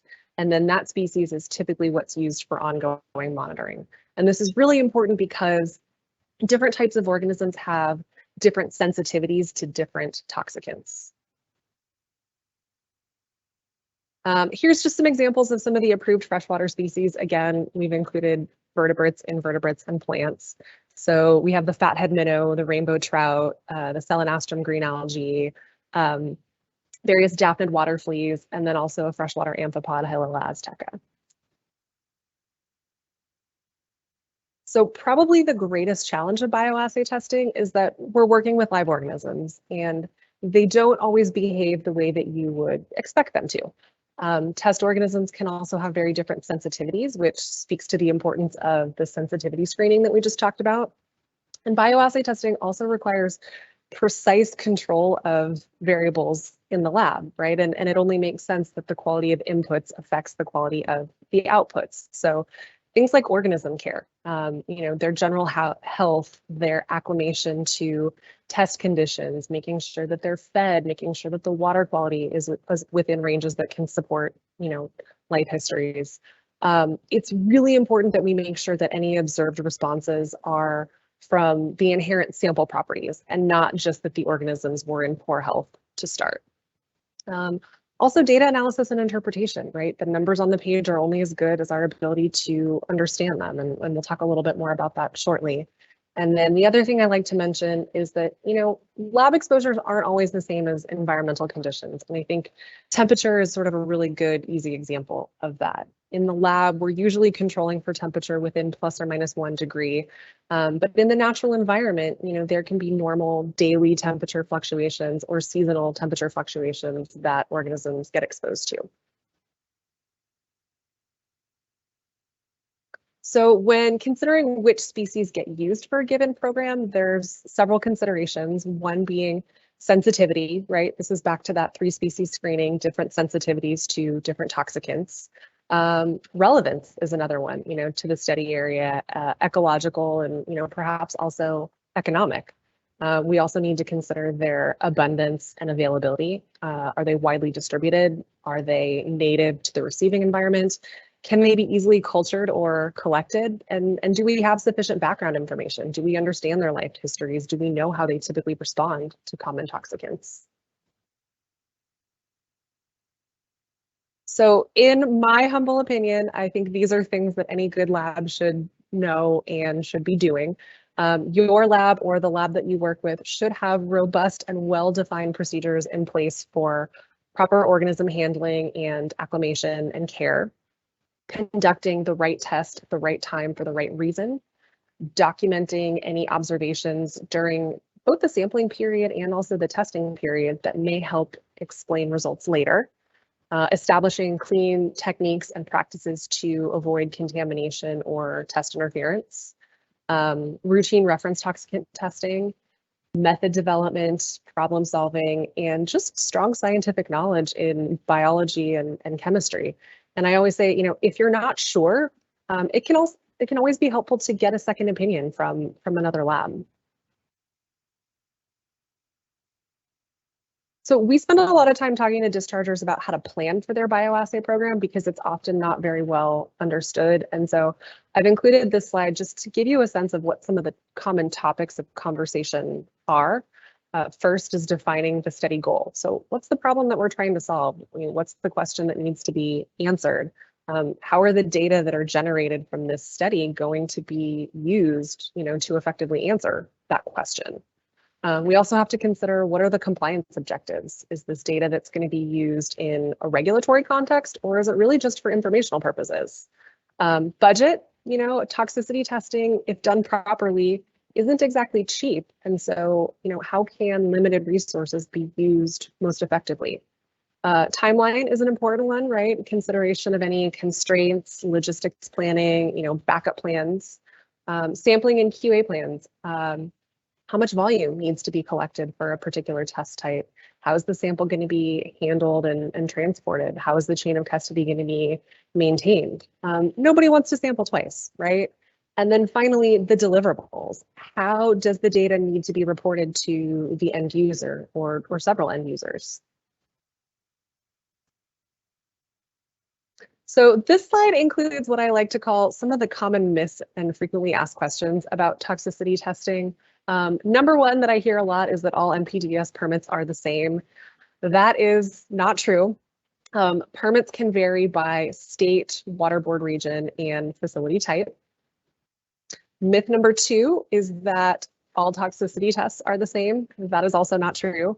One fish test, unfortunately, is not the same as all other fish tests, even though they might have some similarities, or a test with any other species. And, we've already talked a lot about how different species can have different sensitivities, but also the test conditions can be widely different. Is it a freshwater organism or a marine organism? There is a test that's a 40-minute exposure period versus a test that's a 7-day exposure period. Myth number three is that it doesn't take that much volume to perform toxicity testing. I mention this because this is a point of differentiation between toxicity testing and chemistry. Things like test type, exposure duration, number of replicates per concentration can all impact the volume of a sample required for testing. Myth number four, if there's a problem, you can just rerun the sample. Again, this is another differentiator from analytical chemistry. The holding time for toxicity samples is 36 hours, and this, along with potential volume constraints, can mean that additional samples have to be collected if there's a laboratory error. So unfortunately, we can't always just rerun the analysis on the same sample. So I like to mention this also because upfront logistics planning is really critical to make sure that compliance obligations are met. And then myth number 5 is that if I need results fast, I can just put a rush on it. My answer to this is sort of. The reporting phase of the toxicity test can usually be expedited, but results can't be generated any faster than the exposure duration. So if the test duration is 7 days long, results aren't going to be available 24 hours after sample receipt. Okay, so like most other labs, a good toxicity testing lab will have the following components as part of its QA program. There should be an established training program with documented training records. There should be a QA manual and SOPs to define the policies and procedures by which the lab will operate. For test methods in particular, there should be documentation of any method adaptations, and there should also be built-in QC practices to maintain the independence of key functions. So things like counting and double counting test organisms, or having multiple people perform duplicate tasks over the duration of a test, or having the data reviewed by someone other than the person who performed the test. Labs should also have logbooks and test data sheets to be recording data in real time. They should have reference toxicant tests and control charts to track trends in organism sensitivity and overall lab performance over time, DMR QA testing. These are the blind proficiency testing samples that labs need to perform, though it should be noted that they're not offered for all toxicity test species. And then finally, a designated QA/QC person who ideally has an independent reporting line and the authority to determine appropriate lab practices in accordance with methods and regulations. We also need to think about the QA/QC for the test results, and this includes things like explaining any atypical or anomalous dose responses, selecting the correct NOEC-LOEC pair, evaluating the PMSD and percent effects, explaining the rationale for any method deviations or data qualifications, and whenever possible, these decisions should be made based on guidance provided in EPA documents. A couple additional thoughts on data interpretation. The study design includes not only what the sample is and how you plan to test it, it also includes the data objectives and the questions that the study is trying to answer. And this concept of study goals ties to the back-end data analysis because the power of the analyses and the answers that they are able to provide in the form of outputs are only as valuable as the inputs that go in. So we have to make sure that we're using the appropriate statistical method for the type of data that we have, we're evaluating any anomalies, and that we're using the context of the reference toxicant results. So I won't get into too much detail about the statistical methods today, but it is worth noting that there are 2 main types. With a hypothesis test, we're determining if a critical concentration of the sample shows a statistically significant effect from the control exposure. This can be done with multiple concentration exposures or a single concentration exposure, and it can be done with a standard t-test or the test of significant toxicity, which we'll come back to in a bit. And then in a point estimate, we're determining at what exposure concentration is an effect observed. And this is always done with a multiple concentration exposure, and we're typically looking for the EC50 or EC25. This is an example of a typical dose response curve, say for a reference toxicant test. And you can see that with increasing copper concentrations, there's decreased organism survival. You can also see the NOEC, which is the no observed effect concentration.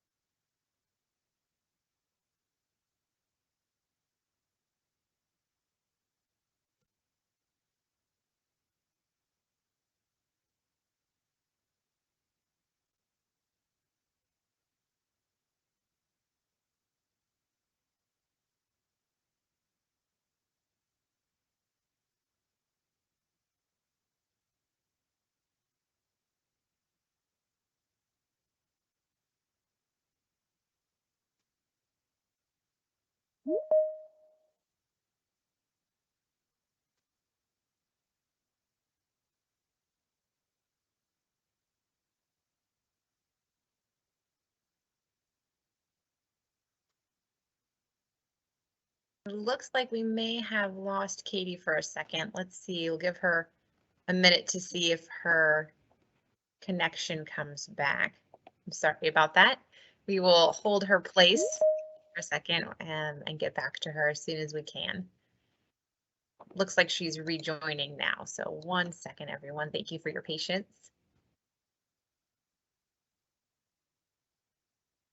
Okay, Katie, you're muted, but it looks like you're back with us. No problem. We've still got your slide. Leanne, you want to put her slideshow back on and we'll just keep going. Perfect. Thank you. Microsoft Teams is giving me some grief today. I'm not sure exactly where I left off, but I think just for the sake of ease, we can go ahead and go to the next one.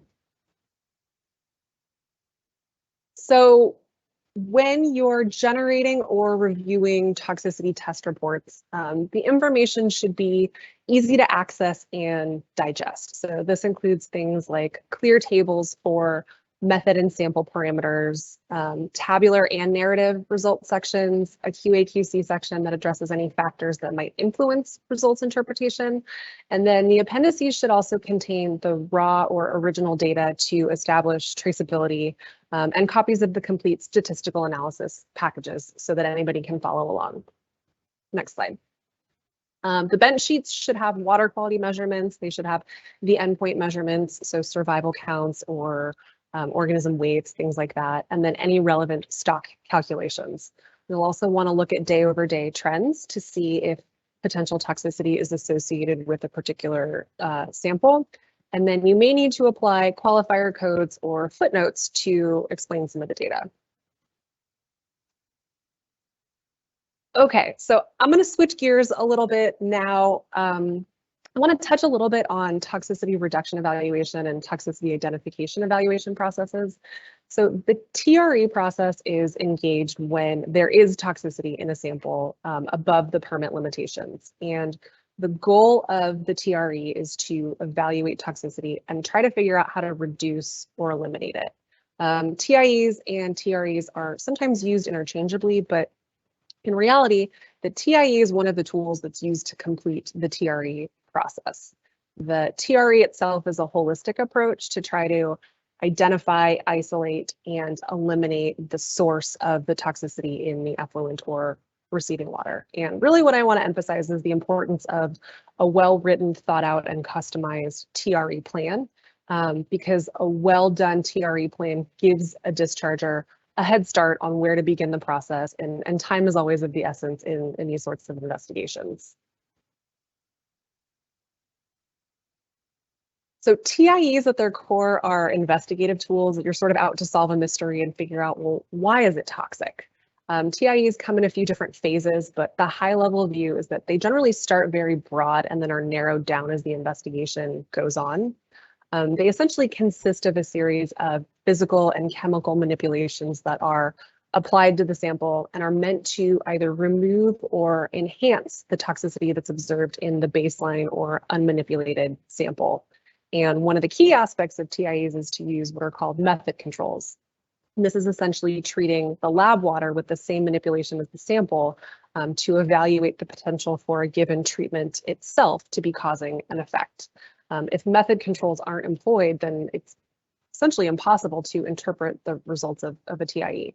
And my last point of emphasis here is that there's really no one-size-fits-all approach to TIEs. There's a lot of pre-work that goes into designing an appropriate treatment list before beginning.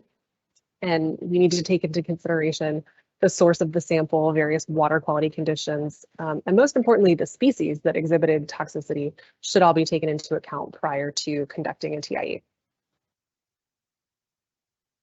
TIEs are often thought of as a tool for wastewater dischargers, but they have applications far beyond that for things like stormwater BMPs, TMDL development, and risk assessment. As one example, we've worked with a lot of wastewater treatment plants on polymer usage for solids removal, helping them find a balance between efficacy, costs, and a reduced risk of causing toxicity. And I think TIEs sometimes get a bad rap for being expensive or overwrought, but they can actually be cost savers if the investigation is well run and performed in an iterative manner. So I mentioned earlier, TIEs are generally conducted in 3 phases. The use of these phases as they're written is sometimes kind of loose, but the general idea is that phase 1 starts by casting a wide net to identify a general class of toxicants, and then narrow down the investigation as a specific constituent is identified. So an example would be, phase 1 might identify that toxicity is attributable to a metal. Phase 2 would determine that the metal of concern is zinc, and then phase 3 might be used to determine that based on a particular species or site-specific conditions, at what level does zinc show toxicity. This is just a list of some common TIE treatments. It's by no means a complete list. We're always developing and modifying old treatments as potential new sources are identified. I won't spend too much time here. And I think we can also, just in the interest of time, skip over the next one as well. So like everything else, data is just data until you have proper interpretation. And this really comes from analyst skill, experience, training, and requires the ability to integrate information from multiple sources on multiple subjects. We rely on the multiple lines of evidence approach to TIE interpretation to ensure that conclusions are defensible and pair toxicity and chemistry data whenever possible. Okay, changing gears one more time, and we're kind of winding down here. I wanted to also mention the California statewide toxicity provisions, since we are at a California-centric conference. This is, the process to introduce uniform whole effluent toxicity requirements for the state of California started more than a decade ago. Some of the first data test drives happened back in 2009, 2010, and after a lot of debate and discussion, the State Water Resources Control Board unanimously voted to adopt the provisions in December of 2020. It's my understanding that the final resolution and provisions language are still pending from a review by the Office of Administrative Law and EPA. But as far as we know, there's no further opportunities for public comment, and provisions are expected to fully take effect sometime soon. These toxicity provisions are specifically for inland surface waters, enclosed bays, estuaries, and coastal lagoons. They do not apply to ocean waters yet, but they are expected to be incorporated into the California Ocean Plan within the next few years. The provisions supersede any regional water quality control plan, like the Basin Plan, with some exceptions, and regional water boards are given discretion over several items. One of the biggest broad sweeping changes from the toxicity provisions is the application of the TST, or test of significant toxicity. So what this means is that toxicity data will now be analyzed with a single statistical test. Dischargers will be regulated on the in-stream waste concentration, or IWC, as compared to the lab control, and the results are then reported as pass or fail. So the IWC is determined by the permit authority prior to every issuance, reissuance, renewal, or reopening, prior to conducting species sensitivity screening and determining reasonable potential. There are some challenges with test variability. One thing to keep in mind with the TST is that the null hypothesis is reversed relative to the traditional analysis methods. So samples are assumed to be toxic. And if data are too variable, the analysis can't reject the null hypothesis, and that can result in a fail. So tests with more highly variable biological endpoints like weight or reproduction are going to be the most vulnerable to this. Variability can be a result of lab practices, which can be controlled through good processes and QC, or it can occur when there's a slight or partial effect in the sample. So the latter can't be controlled by the lab, and this is where it might be beneficial to run some additional replicates to reduce variability. Slight effects can be caused by small amounts of toxicants present, ion imbalances, increased conductivity, or just other factors that are inherent to a sample. One caveat is that more replicates aren't always better. 20 replicates for a Cereodaphnia dubia test may be very impactful. 20 replicates for an urchin fertilization test might not be a good use of resources. So I encourage that these decisions really get made on a discharge by discharge basis that includes a review of past data and performance. There are some situations where it's still beneficial to conduct a multi-concentration dilution series, even if it's not explicitly required. And this can also be done using the TST analysis. So in situations where toxicity is observed, it allows us to consider the magnitude of effect, right? Is it very small or very large? And allows us to evaluate the overall dose response. And same as before, this should be a conversation about, an individual situation. So in recent years, there's definitely been some increasing concern about test variability, lab comparability, and ultimately the reliability of the test method for compliance determination with the chronic Cereodaphnia dubia test. Appendix J was issued as an addendum to the statewide toxicity provisions in January 2020, and it contained research on how lab performance affects the pass-fail result of this particular assay for the reproduction endpoint. It included data from 8 California labs, both municipal and commercial, and it talks about how the TST approach incentivizes laboratories to produce more precise data and increase statistical power. As part of the toxicity provisions, the state board has committed to completing a comprehensive Cereodaphnia dubia study that's currently being facilitated by SCORP, but the study is not expected to be fully completed until the end of 2023. So if you're wondering what you can do to prepare for the implementation of the toxicity provisions, I recommend considering how changes in the potential scope of testing might impact your budget planning. Think about your next permit renewal and your TRE work plan, and engage with your regional board on discretionary issues.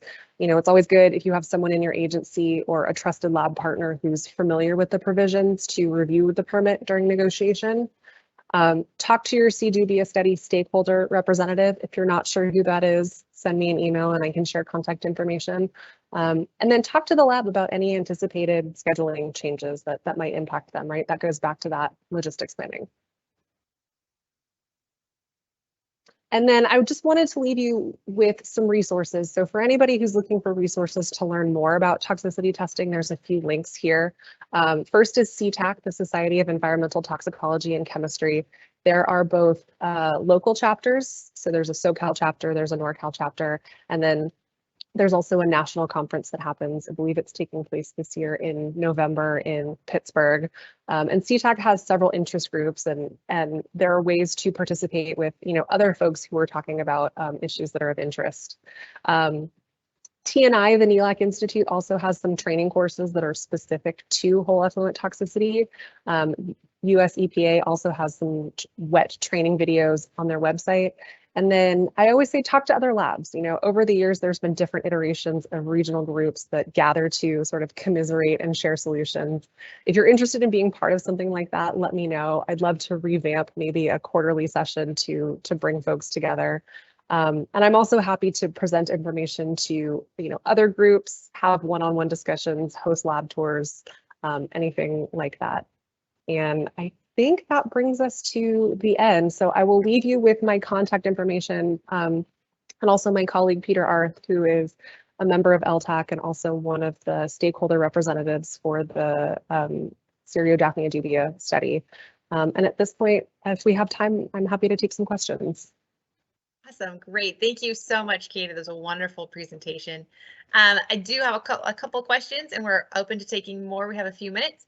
How are the organisms standardized? Are where the organisms harvested a big factor in toxicant response? How do you compare results from different bioassay labs if they are wildly different? So this is a great question. So toxicity test organisms can be wild caught or collected. That's pretty common for some of we call them the West Coast species. So things like the purple sea urchin or the giant kelp. Those are all typically wild caught. And then you can also have toxicity test organisms that are specifically cultured by a commercial supplier for use in toxicity testing. And then there are also some labs who decide to culture their own. So it is a very valid point that depending on the source of the organisms, you might see differences in sensitivity. And this is where the reference toxicant testing is so important, is because we are exposing the organisms to a known toxicant, and labs should be doing this on a routine basis, depending on the type of organism that it is, but essentially that gives us the information to have some comparability, within a lab and then also across labs to make sure that the organisms are of a typical degree of sensitivity for that source, and then also give us some context for how they might compare to other organism sources. Awesome. And then just as a point of interest, as we were discussing behind the scenes a little bit, is just for comparison, there's about 800 labs that run BOD testing and about 65 that do toxicity testing for accredited labs in California. But many permits actually require some of those tests. So it's a lot of labs that we keep them busy with all the requirements that they have. Also, someone asked just kind of a general question, will the video for today be available to rewatch? And the answer is yes. We will be posting the video on our California ELAP YouTube channel. You can also find last year's videos if you're interested, but we will also be posting this year's videos there as well. And then don't see any other questions. I'll give that just a second because there can be a little bit of a lag and then any time it takes for somebody to type in their questions. So let's give them just a second there. And I'll also be on Slack or shoot me an email. Absolutely. I'm a big toxicity nerd if you can't tell, so I'll talk your ear off about all of it all day long. That's great. Thank you so much, Katie. And there has been some great conversations on Slack, so we're definitely happy to see there's about 100 of you signed up over there, so lots of opportunity for good conversation. All right, and with that, I want to say thank you again to Katie. That was great, and we appreciate you guys being involved and asking questions. At this time, I'm going to pass it over to my counterpart, my co-chair, Catlin Bloom, who's going to give us a preview of tomorrow's agenda. Awesome. Thank you, Jen. And thank you to all of our attendees and presenters for a fabulous day full of interesting and insightful information. We have 3 more days of presentations that you won't want to miss, so we look forward to seeing you back tomorrow morning at 9 a.m. Just a reminder that there's a unique link for each day, so make sure to look for the correct day when you join us. Tomorrow's theme is Optimize Your Laboratory, and we'll have presentations about Lean Six Sigma, cybersecurity, and the importance of developing partnerships and ownership in your laboratory. It's going to be another exciting day, so we'll see you tomorrow morning. Great, and with that, we invite you to grab your lunch or a snack and stay with us as we have a presentation by Duncan Millar and Mohan Sabaratnam of IAS. Duncan heads up global sales for IAS and has spearheaded the ELAP program for the company since 2020. Duncan has been part of the parent company of IAS, the International Code Council, for over 20 years. Mohan is the Vice President of Global Accreditations and Quality and has oversight over a number of IAS accreditation programs that span the globe. And I apologize to either one of you or both if I mispronounced your last names. But go ahead and we welcome Duncan and Mohan to ELAPCon. Great. Thank you, Jennifer. I hope you can hear okay. And thank you for that nice introduction. You got my name correctly. Mohan's last name is a mouthful, but you got that precisely right as well. So thanks so much for the opportunity to you and everybody in the audience, as well as the State Water Resources Board. In this brief brown bag presentation, I'm going to make an introduction, a few opening comments, a few closing comments, and then Mohan will take us through some of the common findings and deficiencies that we've observed in our time doing assessments for the ELAP community. So on the next slide, if you'll see who we are, and we covered that already. We're delighted to be part of this program. Mohan has broad responsibilities across many of our accreditation programs.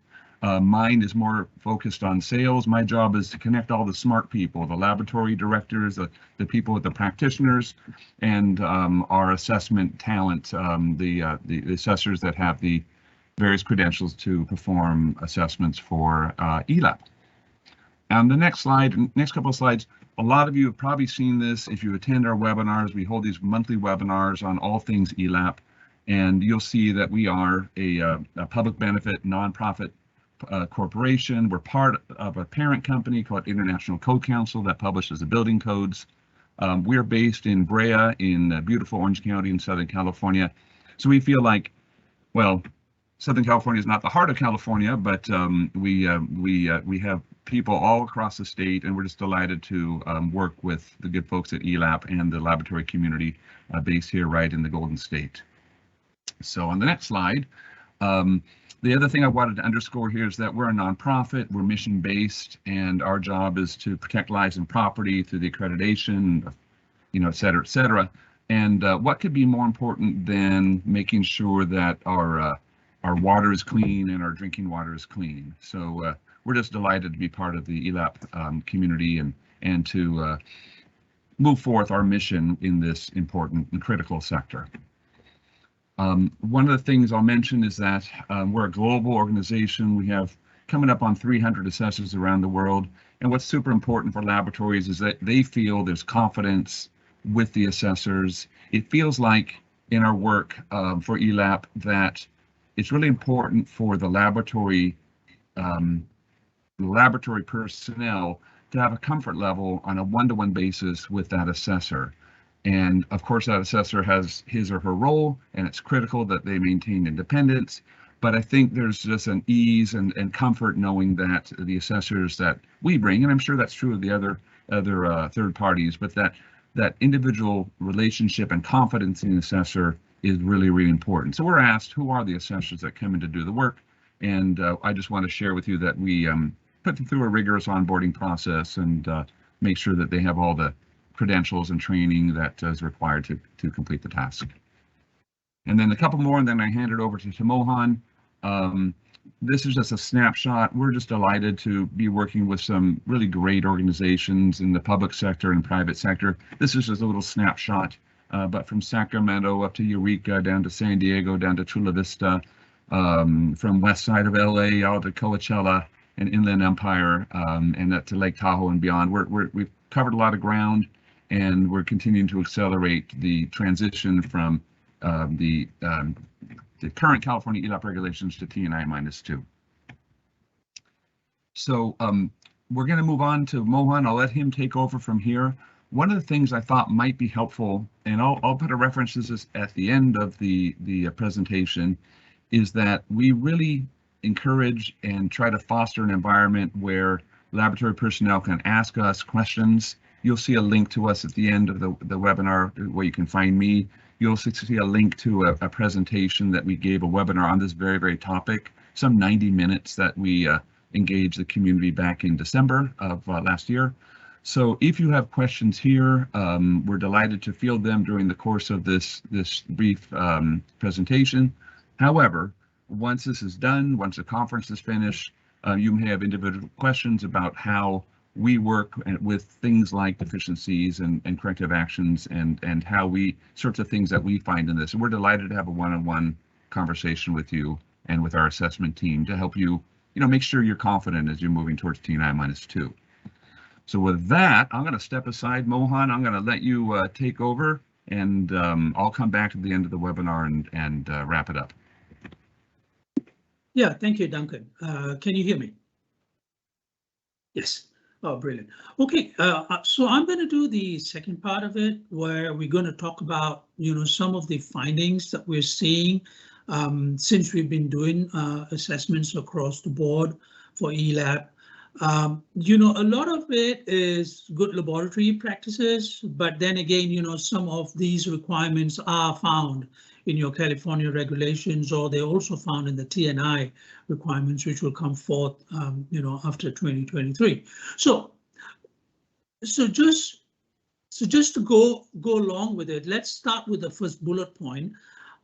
Quality manual is not reviewed annually or revised as necessary. Now, we are now in a transition phase to move to TNI. So it's natural that some laboratories may be using some of the old quality manuals and have not moved towards, setting up to the new California regs or to the TNI. Now, when it comes to the TNI transition, and at the end of 2023, you have to make sure that all of your quality manuals, the quality system, which requires, the global manual, the procedures, the work instructions, all of those things that you have, the in-house laboratory methods, all of those form the quality system. They have to be reviewed and revised to meet the new TNI. However, it is good laboratory practice that you do a quality manual or a quality system review on an annual basis where possible. That's why you have things like internal audits and management review to capture those kind of, those kind of issues. So having a quality manual not reviewed, it's not a, it doesn't say much about the laboratories, internal practices. So you do need to pay attention to that. The lab doesn't follow policies defined in the quality manual. Okay, if an analyst A is not following a policy while analyst B is doing so, it's primarily because lack of training. So you could see that when we go to labs and we ask the analyst to perform a demonstration, or we watch an analyst do a test, or we discuss with an analyst about a method, we can very clearly see, or the assessor can very clearly see, that some of these policies are not being followed, and so you would see a corrective action or a non-conformity like this pop up. So it's all about training, and those things have to be done. The third bullet point, the lab doesn't include or reference all procedures and policies in the quality manual. Now, the quality manual, to me, in my years of being a quality guy, has been like the quality manual is a treasure map. It's a treasure map for the analysts in your laboratory to find their way through the heaps of procedures, methods, and SOPs that you may have. So the quality manual is not for ELAP, or it's not for the TPA that comes in to do your assessment, but it's for you to ensure that your analysts are able to find their way through. And for that, you could have let's say a quality manual where it says internal audit needs to be done on an annual basis. Fine, but you could put the reference to the actual internal audit procedure is SOP 123. So those are the type of references that you could use in your quality manual to ensure that people find their way through. Lab doesn't perform annual quality system audits and perform corrective actions for all findings. Okay, this is a big no-no. You get if an assessor sees that, there is a clear nonconformity. And in order for you to close the nonconformity, you may need to now conduct your quality system audits and perform corrective actions. Why would you want to do that?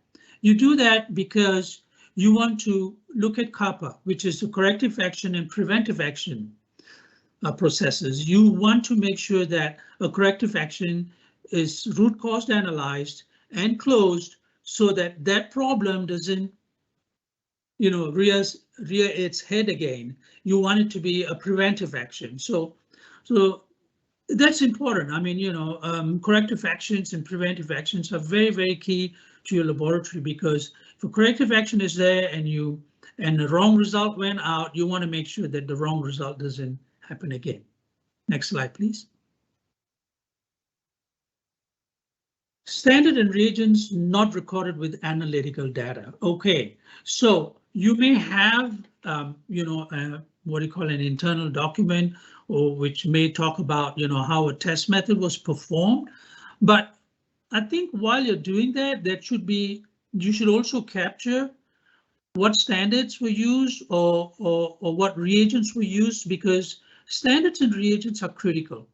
Each one of them have different expiry dates. Each one of them may have been, done. You have established it through a serial dilution. When was it done? And all of that information is necessary. Why? Because if a result goes wrong, then you have traceability back to what was the actual problem. And the same thing happens when you perform, like a proficiency testing. You take a PT sample, you run it, you get the result, you send it out, the report comes back, you failed. All right, why? Again, it's back to traceability, where you have to research back to your records to see where it went wrong. So having information like standards and reagents, dates, when you did it, time, in some countries, the seasons make a difference to some of the standards and reagents. So you want to put all of that in place and, and have that recorded. So that's critical. Equipment is not recorded with analytical data. Every equipment has a specificity and a selectivity. Okay, so you could have 5 balances in your lab, but the specific balance that you use may have a specificity that is very important, okay, or sensitivity that's very important, and you need to record that. So all equipments must be recorded when you're producing analytical data. It is very important. Equipments have also calibration requirements. Now, if you're using an equipment that's not calibrated, okay, you got a major issue there, okay, because your result is no more valid, will not stand, you know, in a court of law. So equipment being recorded with analytical data is very critical, and it will help you during your investigation, and it goes back to traceability. Not documenting time critical steps, another very important thing. If you have published methods that you're using, time critical steps are generally in the document, in the method, but if you're using, say, laboratory developed methods, then these time critical steps may also be there, but it could have been modified. And you may want to include some of those information in your analytical data. So those things are critical, and it's just good laboratory practice. You just got to put everything down. In the auditing world, we say that if you didn't write it down, it didn't happen. So you need to make sure that you put as much information as you can in your analytical data, and let time decide what's critical to use and not critical to use. So do that. That's good practice. Temperatures are not recorded each day of use, including holidays and weekends. Yes, I understand that holidays and weekends, not all lab is completely, you know, surveilled, you know, 24 hours, 24/7. So you need to have in place, especially if you're receiving samples, especially if you're keeping samples overnight, critical standards, critical reagents, you need to have some kind of device that can help you with uninterrupted power supply. So you could have a callback monitoring system. You could have loud alarms, which the guards within your laboratory may be able to identify if they're doing it 24/7. But generally, temperatures have to be, you have to know that your samples are being maintained at the right temperature. I mean, you could lose a lot of the sensitivity of your samples if the temperature goes bust, right? So I think we understand that. So it seems that it's not happening in a lot of the labs that we are looking at. So please look at that. Supporting equipment is not corrected, not calibrated correctly or within the required time frame. So what you need to do, you need to establish an equipment calibration program. You need to have somebody whom you can assign and say, hey, buddy, you are responsible for this calibration. Make sure that the 5 balances we have got the yearly calibration, have got their maintenance looked into, that we have all the weights that you need, and all of these weights have been calibrated and maintained, because we will check every single part of those items when it comes to calibration. Calibration is a critical what you call requirement as part of a lab. Okay, it's just like, I'll use the word calibration later on, but not for equipments, but for humans, and the same thing will apply. Okay, next slide, please. So the SOPs do not adhere to reference methods, SOPs not followed, SOPs not complete enough for all required steps, improper MDL verifications. Okay, SOPs do not adhere to reference methods. Now, why? Whoever wrote that SOP did not check the reference methods. They may have been running that method for years and years, and when they wrote the SOPs, they did not refer back to the reference methods, and therefore they put in a number, or they put in a step that they've been doing all this time, but it's not in accordance with reference methods. So you need to make sure that you do that to reference methods. Now, that's okay if it's a published document, a published method, you could always go back and get the information from there. But if it's a laboratory developed method, then you may need to go back to your validation records. So that's very critical. SOPs not followed. OK, this is another, in my opinion, a training issue. OK, you have put out all the SOPs there. The quality manager, senior managers, the management has set up all the quality manual, the SOPs, the work instructions, whatever that you want out there, but it's not being followed. Some wish to read it and follow, some do not want to pay attention to it because, oh, I know how to do that method. I don't need to look at. So I think it goes back to training. So, training is very critical of your analyst on a regular basis, especially when you have methods that may change or MDLs that may change over time. So you need to do that. SOP is not complete enough for all required steps. Again, we go back to Carolyn's discussion on checklist. So the SOPs may not be complete enough for all required steps, but if you do have some sort of checklist that can capture some of the steps that you're doing during a process, during a method analysis or a sample analysis, then that should help you. So there's a couple of ways you can go by it. Make sure SOPs have everything or have an additional checklist in which you can, try to do that. So improper MDL, method of detection limits, verification. Now, when you identify that you have an improper MDL, that's highly possible because sometimes what you call methodologies or rather analytes may shift. And so MDL verification on a regular basis is very, very important. That normally can be done during the training of your staff. You can include an MDL verification process as well while they're performing their internal method verification or training of their competency. So those things can be done. Next slide, please. Training files not complete. So personnel, so this is all about competency of your analysts.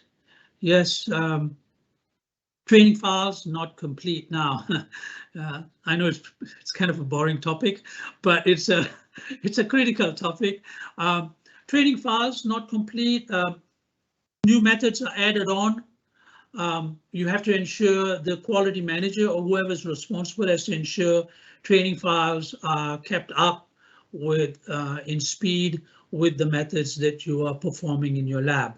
Also, I've seen some labs do an internal verification. That is, every so often they make their analysts reset some of the methodology testing techniques, and then that would give them a pass-fail, and then their training files can be maintained as competent. So those are some of the things that you could do. Method required, documentation of capability not performed. All right, you may need to include that so that when an analyst reads the method that you have established as a, in an internal document, he would know at what level or she would know at what level they need to produce the results. OK, so that's important, and I think it adds value to that. Or you could have that as a separate document, and you could then list what are the basic requirements for the DOC. Now everything is IT based, so not all staff receive data integrity training. I think that is something that laboratories has a responsibility to do. You have to constantly upgrade your staff with data integrity stuff. You could be using spreadsheets, and you could be using equipment, what do you call automated equipment. You could be using softwares for a lot of your data capturing. So all of those comes into data integrity training, and normally the manufacturers of those equipments may provide you with appropriate training. But But yeah, so those are the next slide, please. I believe, okay, the last one is on proficiency testing. So the laboratory doesn't maintain records for all steps of the analysis, including sample prep. Now, again, it goes back to why do you need to do this? If you didn't write it down, it didn't happen. So therefore, if you didn't write it down, no one will be able to trace what is the issue. You send out a proficiency testing performed sample with a result, the report comes back, you are way off target. What do? You have to do an investigation. So if you do not have appropriate records of the analysis or the sample prep, you will never be able to identify and you would fail that PT, and which means that you have to run that PT again. OK, so those are some of the disasters that can happen if you didn't have traceability of records. The lab analyzes additional vendor provided QC samples with PT samples. Now, remember, every QC sample has its own batch. So when you put two different batches of QC samples, some in a single run, you may not get the same answer, and that will completely throw you off. So you may want to be very careful that when you use QC samples, that you stick with the batch that you have and not mix up them with the other batches or with the PT samples you're running. The lab analyzes PT samples multiple times and report an average. OK, that's really not saying much about your lab. Basically, if your system, OK, what does proficiency testing do? Proficiency testing makes sure that all of your processes are in control. And therefore, if they're all in control, every single run should produce the right result. So if you are running multiple samples and averaging the results, you do not know if your equipment or your process is shifting during those runs. So doing multiple times and reporting an average is not good laboratory practice. It will not give you a correct idea about how your system is working.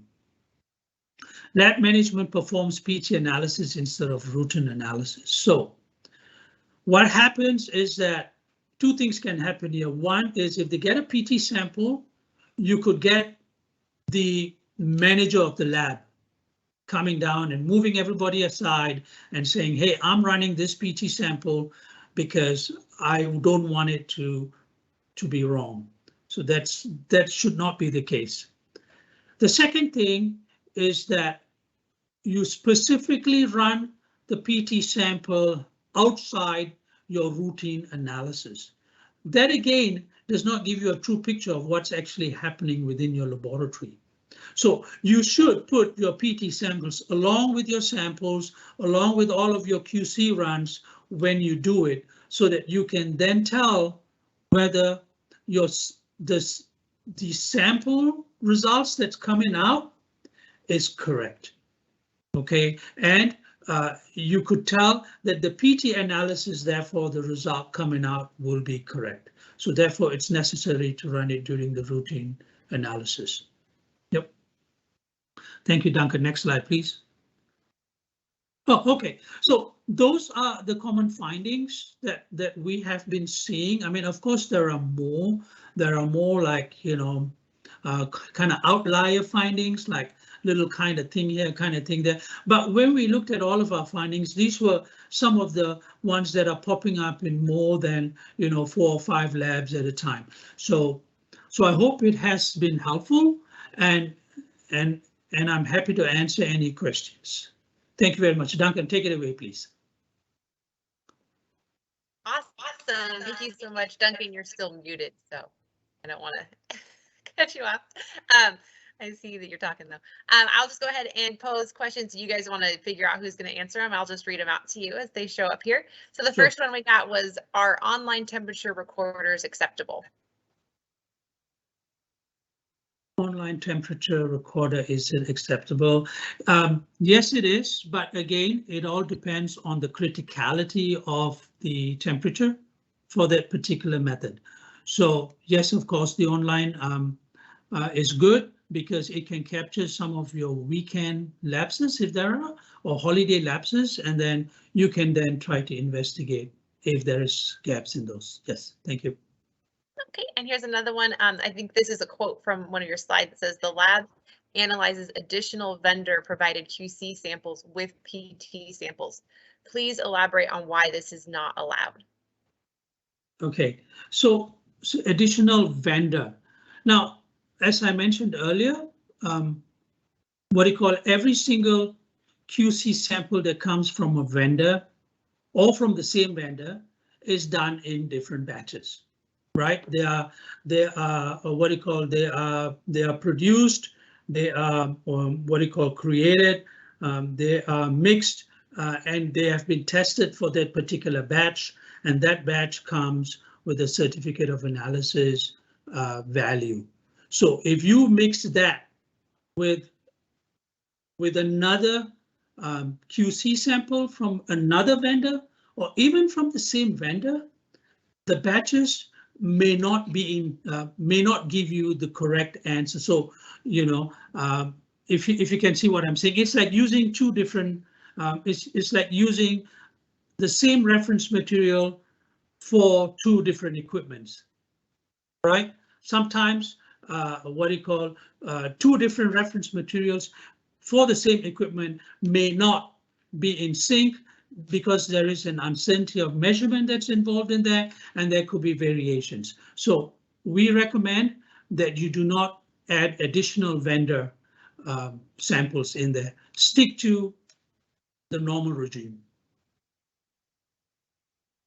Okay, and here's another one that says, some analysts have been here for many years prior to the technical manager. Do you document their demonstration of capability when the manager performs it? That means that they were performing with no DOC all that time prior to hiring the new manager. That's more like a what you call, how we say, a grandfathering type of situation. Yeah.